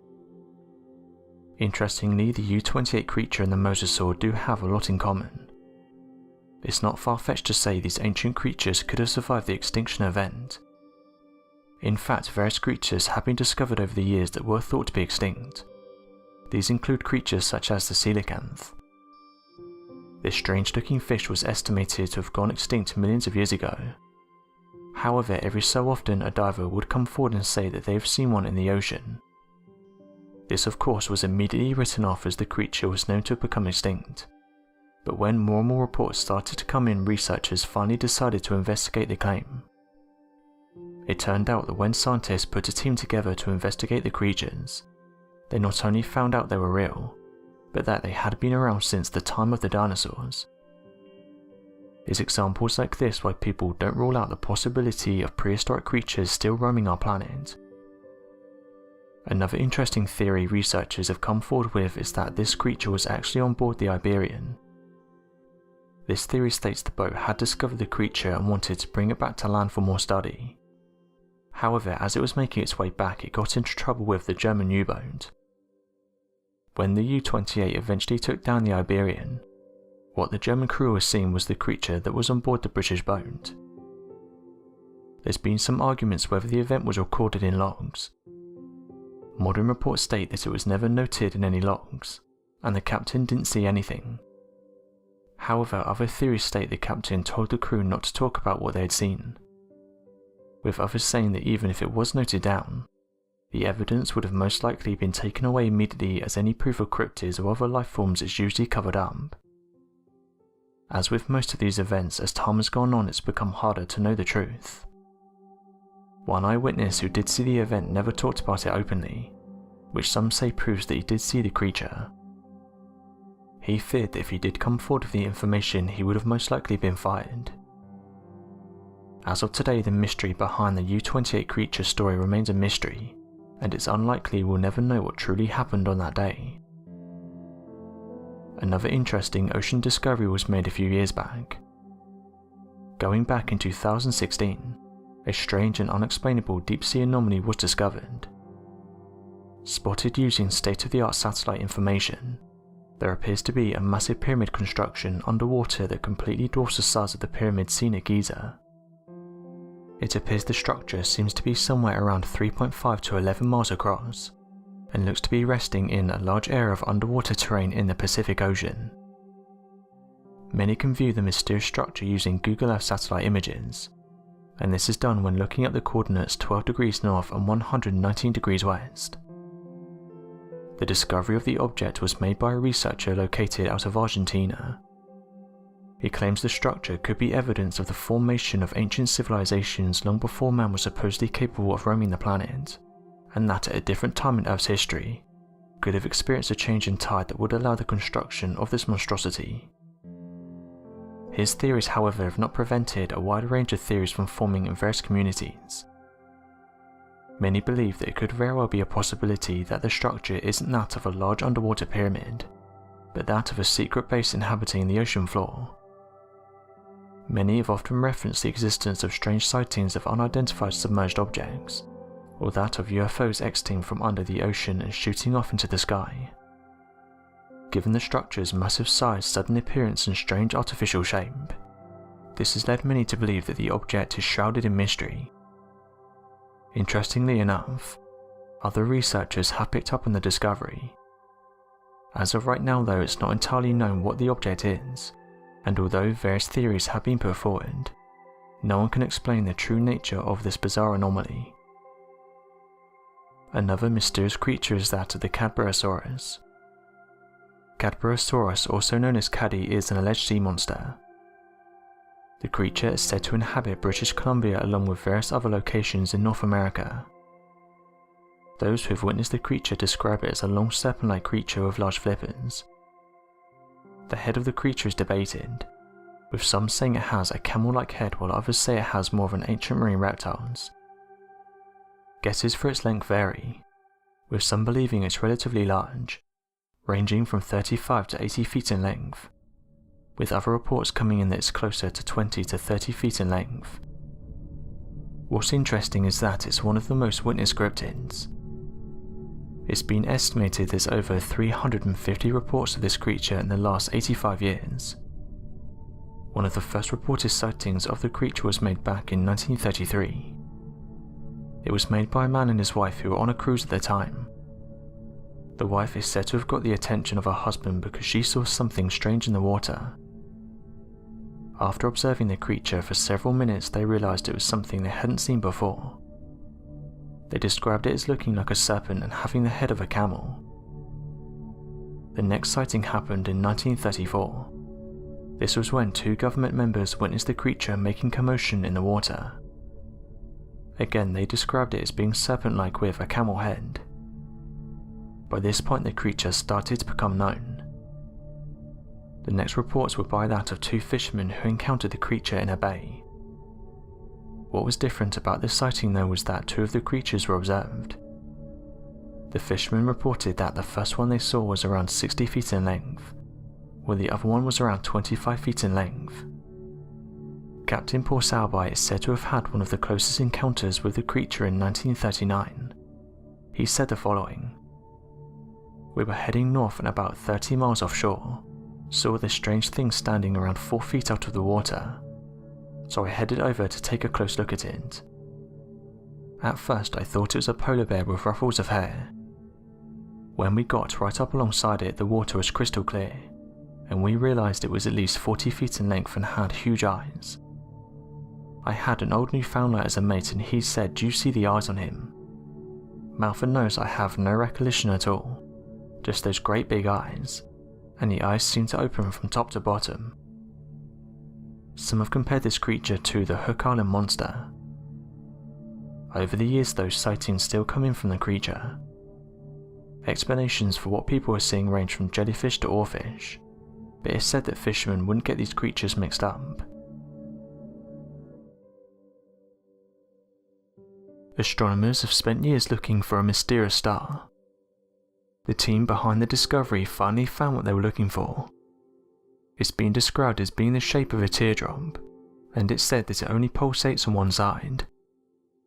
This star's official name is that of HD 74423, and thanks to NASA's Transiting Exoplanets Survey satellite, researchers were able to find out more about this mysterious celestial object. The test data showed scientists the star is around 1.7 times the mass of the Earth's Sun. The reason behind its strange pulsating is said to be because of a nearby star. Astronomer Don Kurtz from the University of Central Lancashire in the UK said the following: "We've known theoretically that stars like this should exist since the 1980s. I've been looking for a star like this for nearly 40 years, and now we have finally found one. As mentioned, these types of pulsating stars are not anything new, and researchers have known about them for a while now. In fact, studies within our very own solar system shows that our Sun does pulsate every so often. The reason HD 74423 pulsates the way it does is because of a nearby red dwarf. It flies around the star every 2 days, and this causes a strong gravitational pull, causing HD 74423 to take on this strange shape. A study based on this research can be found in the Journal of Nature Astronomy. One of the most interesting discoveries of recent months has been that surrounding the discovery of many new exoplanets, and this again was by the Transiting Exoplanet Survey Satellite. For those that aren't aware, back in 2009, the Kepler satellite was launched with the purpose of discovering planets all across our galaxy, and helped to shed light on the discovery of a number of potential habitable Earth-like planets located very close to our solar system. This mission proved to be such a success and at the centre of a number of incredible discoveries, that this led to the creation and launch of another satellite system known as the Transiting Exoplanet Survey Satellite, and this was designed with the purpose of discovering exoplanets moving across the surface of their parent star, and revealing their size in their shadows.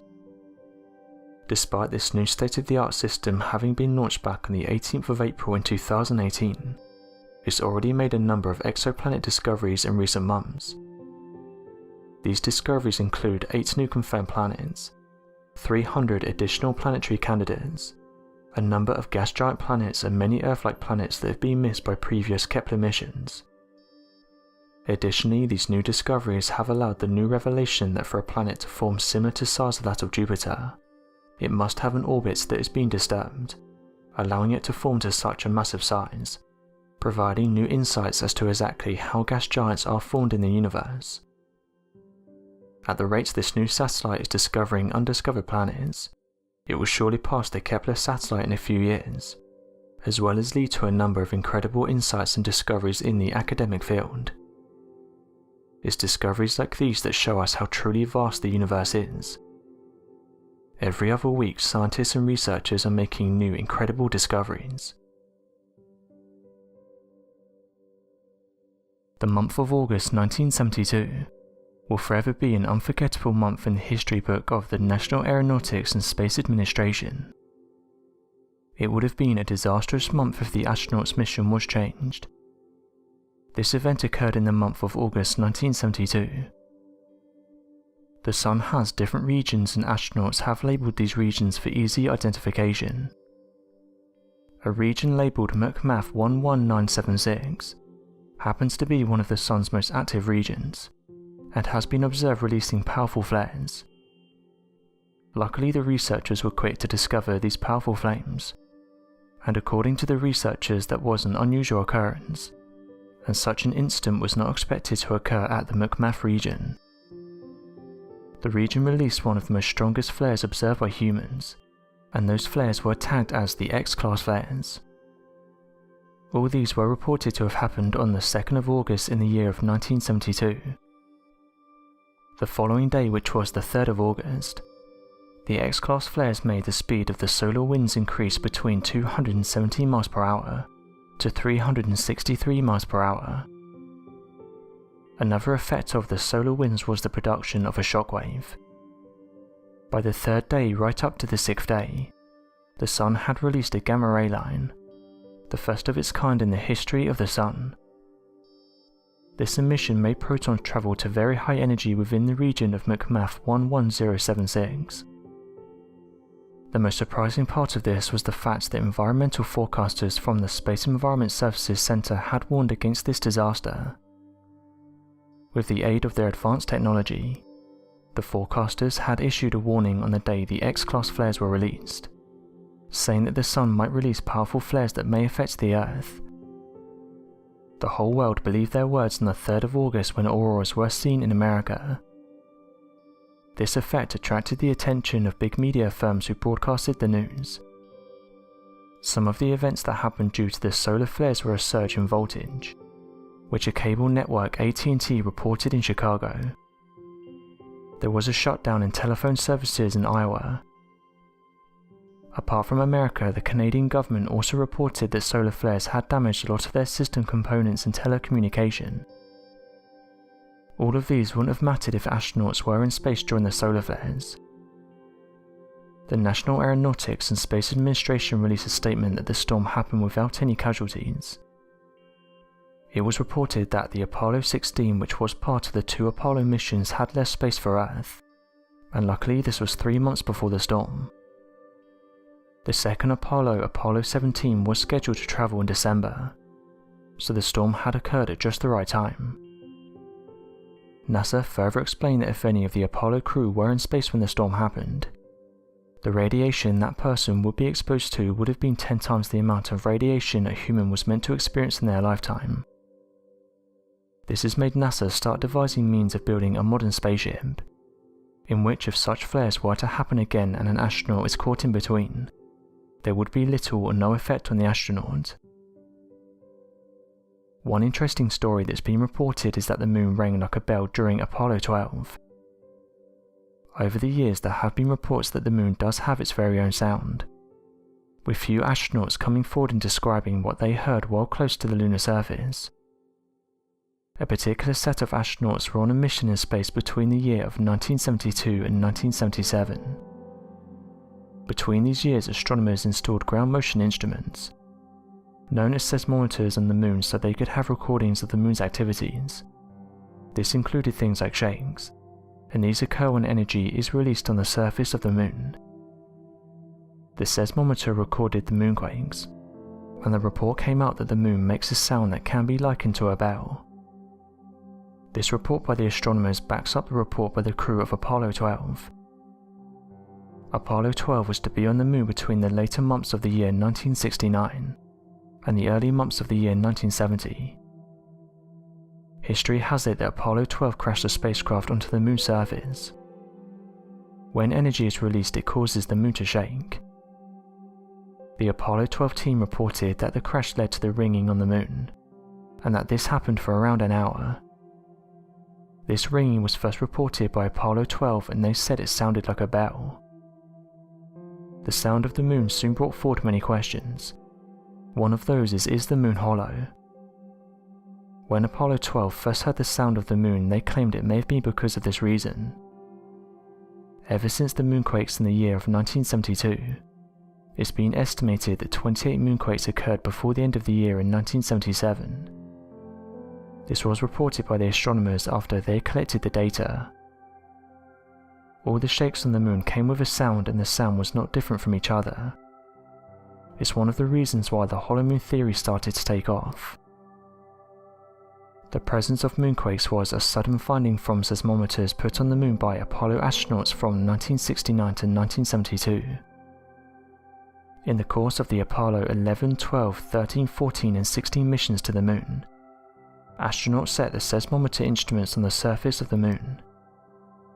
Aside from the Apollo 11 seismometer that functioned for only 3 weeks, the remaining 4 seismometers were able to document almost 30 shallow moonquakes between 1969 and 1977. The quakes on the moon fluctuate between 2 and 5, meaning that it's between very minor to moderate.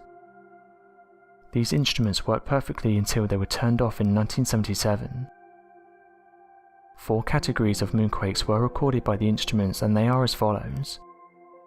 Deep moonquakes, which are as a result of Earth's gravitational tug on the moon's interior, around 434 to 700 kilometers from the surface, which is similar to how the water in the Earth brings about tides due to the moon's gravitational pull. Meteoroid impact on the moon. Thermal moonquakes caused by the expansion of the moon's fragile crust after it experiences sunlight after 2 weeks of the lunar night. Shallow moonquakes occur between 50 to 220 kilometers, or 31 to 155 miles beneath the moon's surface. A recent discovery shows that the major reason for the moonquakes is because the moon is shrinking. Just as a grape shrinks to raisin, the moon's surface also crumbles, but the result on the surface differs. Unlike the grape, the fragile moon's surface crust breaks, causing one segment of crust to be pushed up over a neighbouring part. The cause of the shrink is linked to the cooling of the interior, which has caused the moon to have diminished by 50 meters for hundreds of millions of years. Another interesting discovery is that of ultra-diffuse galaxies. When galaxies come together, they are referred to as the Virgo cluster. Thousands of galaxies form together in what is termed Virgo cluster. Approximately 1,300 galaxies are found in this space. In these clusters, they are grouped into low luminosity galaxy and high luminosity galaxy. Under the low luminosity galaxy is another galaxy referred to as ultra-diffuse galaxy. This galaxy with an extremely low luminosity was first discovered by two astronomers in the year of 1984. The astronomers said there is a gas involved in the formation of stars, and this gas was lacked in ultra-diffuse galaxies. Ultra-diffuse galaxies vary when it comes to the presence of dark matter. Some of the galaxies have dark matter in abundance, or some have no dark matter at all. Apart from the Virgo cluster, there is the Leo cluster and the Comma cluster. The ultra-diffuse galaxy could be formed when galaxies collide together, and this collision would then affect the youngest of the galaxies as the gas contents would be lost. This loss of gas would then lead to galaxies with low brightness on the surface, and this is believed by some astronomers as the origin of ultra-diffuse galaxies.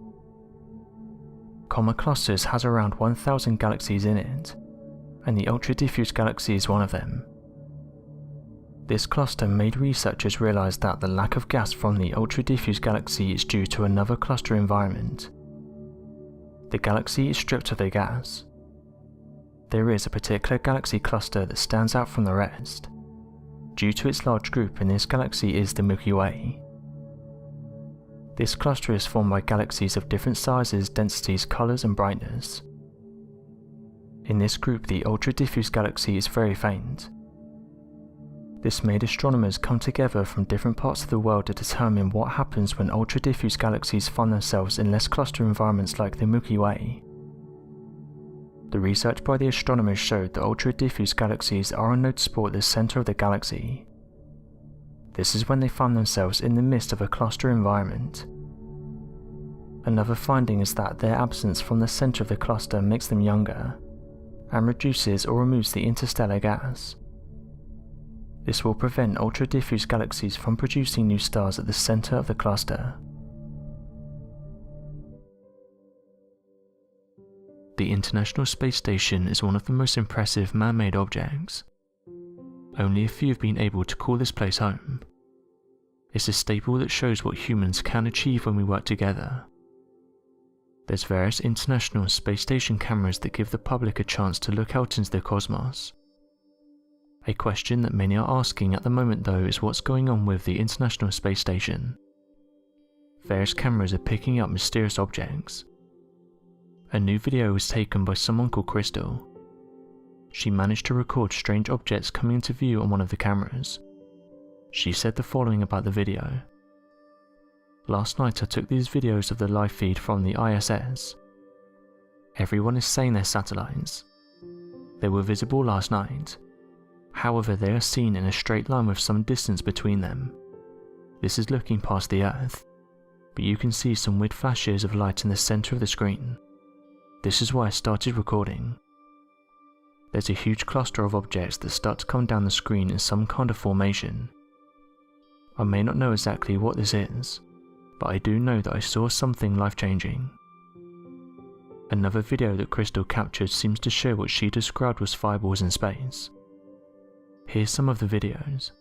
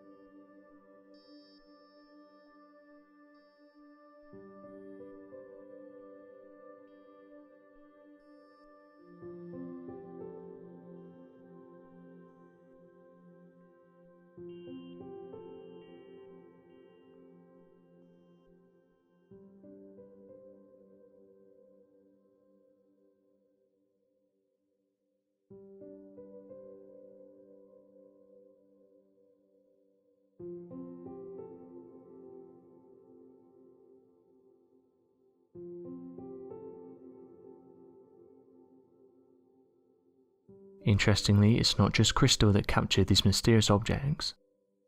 Various people have been posting videos and images of these strange anomalies. In some cases they can be seen moving at incredible speeds, while others show them holding a tight formation.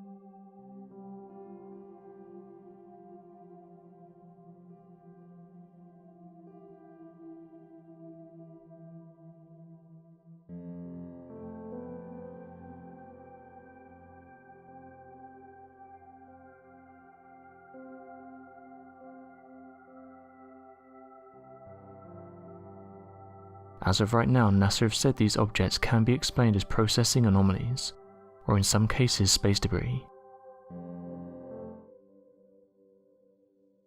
Nothing can be faster than the speed of light. This was said by Brad Senos, a researcher at the Harvard-Smithsonian Center. Physics laws cannot be broken, but the scientists were able to find an example of an amazing occurrence that recently happened.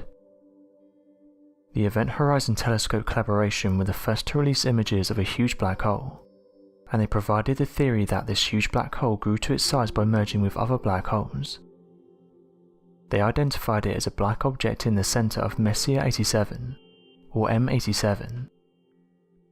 M87 is an enormous galaxy in the most nearby universe, and it's thought to have formed by the merger of 100 or smaller galaxies.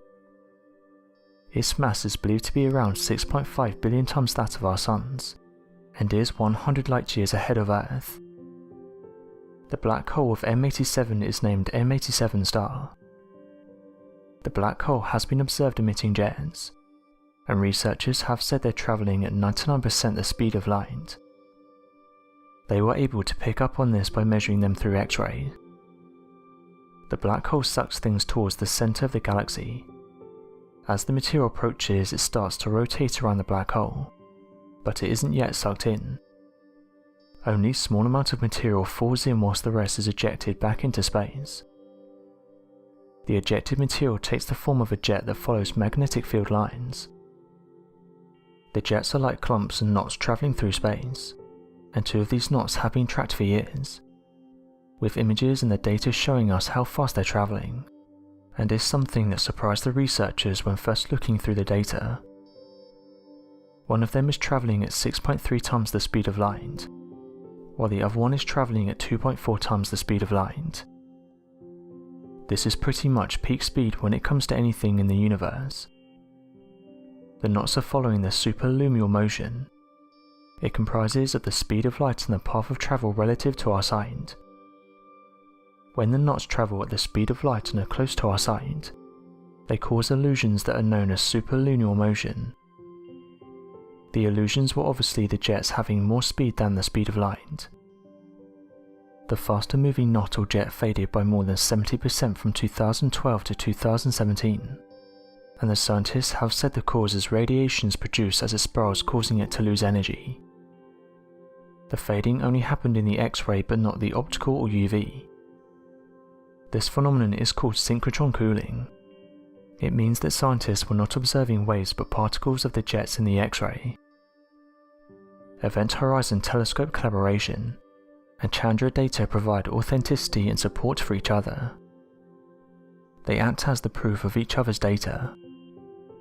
Although in Chandra's data the jets were ejected hundreds or even thousands of years earlier, its image was also 100 million times bigger than what the Event Horizon Telescope collaboration had imagined. The scientists were able to prove that the laws of physics cannot be broken, and even the jet speeds cannot exceed the speed of light. Going back in August, scientists detected what they think was a collision between a black hole and a neutron star. Scientists observing gravitational waves may have reached a huge milestone. On the 14th of August 2019, giant detectors in the US and Italy picked up on gravitational waves, and these were set off when a black hole and a neutron star collided around 900 million light-years away. The researchers have seen a lot of merger of black holes and neutron stars, but never with each other. This could provide some insight to neutron stars, which is made up of the densest matter in the cosmos. This observation was made by LIGO and Virgo, near Pisa in Italy, which holds around 400 scientists. Gravitational waves are generated when really massive objects collide with each other. To measure these waves, scientists made and developed a huge L-shaped optical instrument called interferometers. Interferometers have arms that are several kilometers long. Gravitational waves were first detected in 2015, when LIGO researchers witnessed a collision between two massive black holes, which were a dozen times bigger than our Sun. Black holes are purely made up of gravitational waves that are generated when a star collapses. In 2017, merger between two neutrons was detected. These were gigantic nuclei atom, left behind by the star that are too small to make a black hole. Now recently the merger between a black hole and a nuclei have been detected. A black hole shredding a neutron would reveal how stiff neutron matter is. It would be a great help in knowing the structure of neutron stars, although the theorists are not sure how frequent the merger between a black hole and a neutron star occurs or how they form. Researchers show they are more likely to form if travelling in a fixed path and colliding, rather than randomly wandering here and there and somewhere finding each other. The recent new signal was particularly strong, and the detectors were able to pinpoint the location in the sky. This shows how much the detectors have improved and can work efficiently. As there is no optical counterpart present, the identification of the objects depend entirely on their masses, which the researchers find through gravitational waves. Many scientists have argued and are debating on the mass of a neutron. Many have agreed that a neutron cannot exceed the weight of 2.2 solar masses. If the astronomers are not able to find an optical counterpart, then LIGO and Virgo researchers have to rely on gravitational waves to determine the nature of the colliding objects. It's challenging, but the researchers are excited, and on the verge of a scientific breakthrough. It's reported that gamma-ray bursts emitted the brightest and most energetic light in the universe. Gamma-ray bursts are extremely energetic explosions, and the researchers have observed them in distant galaxies. They are the brightest electromagnetic bursts that occur in the universe. The bursts can be for a short period of time or a long one. They can be as short as milliseconds and as long as several hours. After the gamma-ray burst, it's often followed by an afterglow which stays for a longer period of time. The most intense radiation of gamma bursts is thought to be emitted when a high-mass star explodes to form a neutron star or a black hole. When binary neutron stars merge, they let out short bursts of gamma-ray bursts. Most gamma-ray bursts occur billions of light years away from Earth. This shows how extremely energetic they are, and they're also a rare occurrence too. all the recorded gamma-ray bursts have occurred outside the Milky Way, and it's theorized that if a gamma-ray burst was to happen in the Milky Way, it would cause mass extinction. Gamma-ray bursts were first detected by Vela satellites, which had a different purpose in 1967. Vela satellites were designed to detect testing of nuclear weapons on the surface of the Earth. Following the discovery, many assumptions and conclusions were put forward for how these bursts were made, such as collisions of comets and stars. This information was verified in 1997 through detection of the first X-ray and optical afterglows. By using optical spectroscopy, multiple occurrences of gamma-ray bursts have been recorded. The most recent were in 2019. In November 2019, the gamma-ray bursts were detected which they deduced had the most energy. They also came to a conclusion that initial gamma-ray burst is followed by a low fading emission at longer wavelengths. Early searches for this afterglow were not very successful, as it's difficult to observe the gamma-ray bursts at longer wavelengths. They also came to a conclusion that initial bursts of gamma rays followed by low fading emissions at longer wavelengths. Early searches for this afterglow were not very successful, as it's difficult to observe the gamma-ray bursts at longer wavelengths. The breakthrough came in 1997, when the satellite BepoSAX was able to detect fading X-ray emissions through its X-ray camera. The light intensity of the gamma rays is extremely complex. Two gamma rays don't have the same light curves. If observed, there is definitely a variation present there.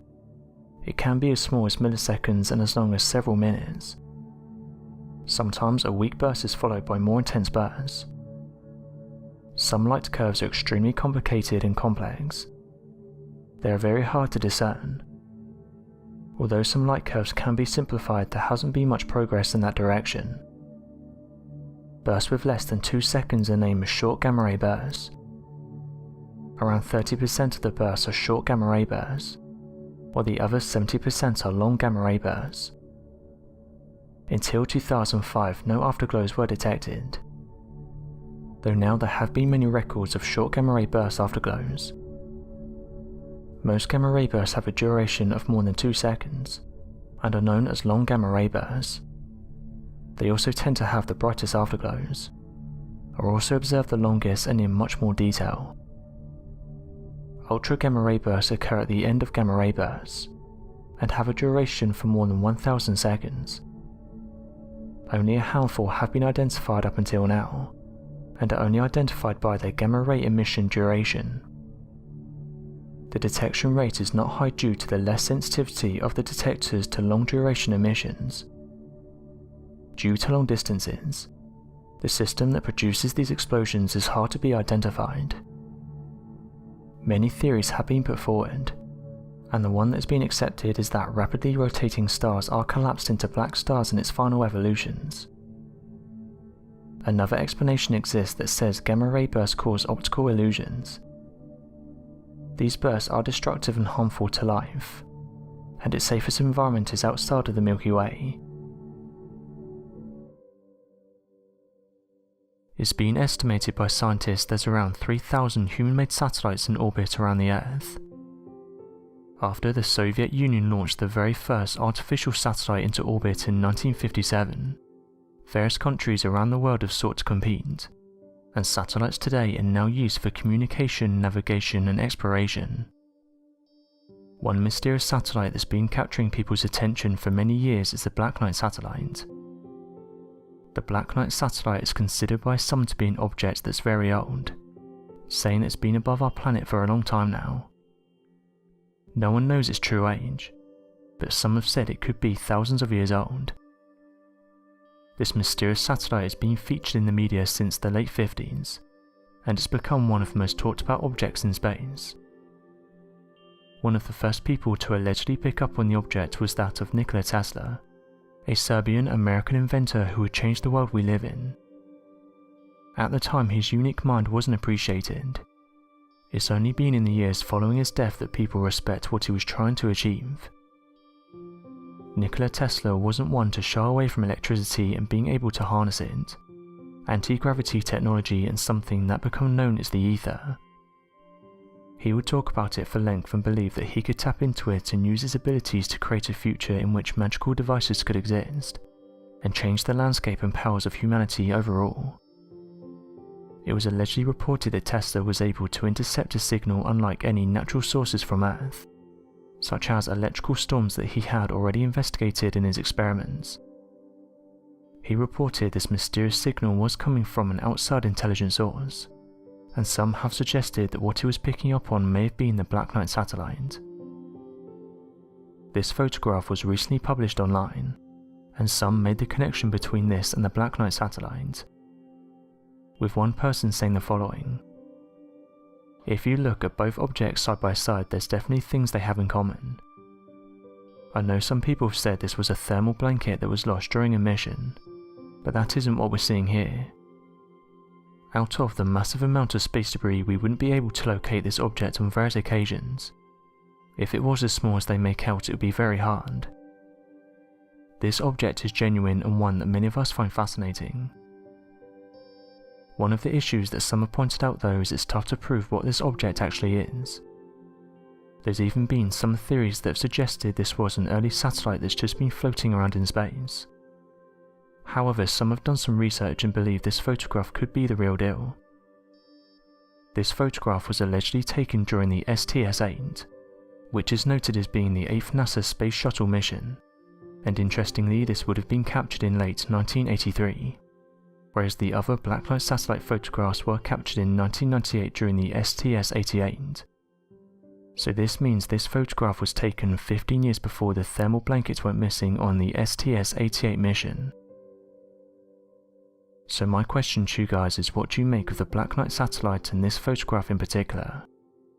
Be sure to let us know your thoughts in the comment section below, and help us by growing this community while working to solve these unexplained mysteries.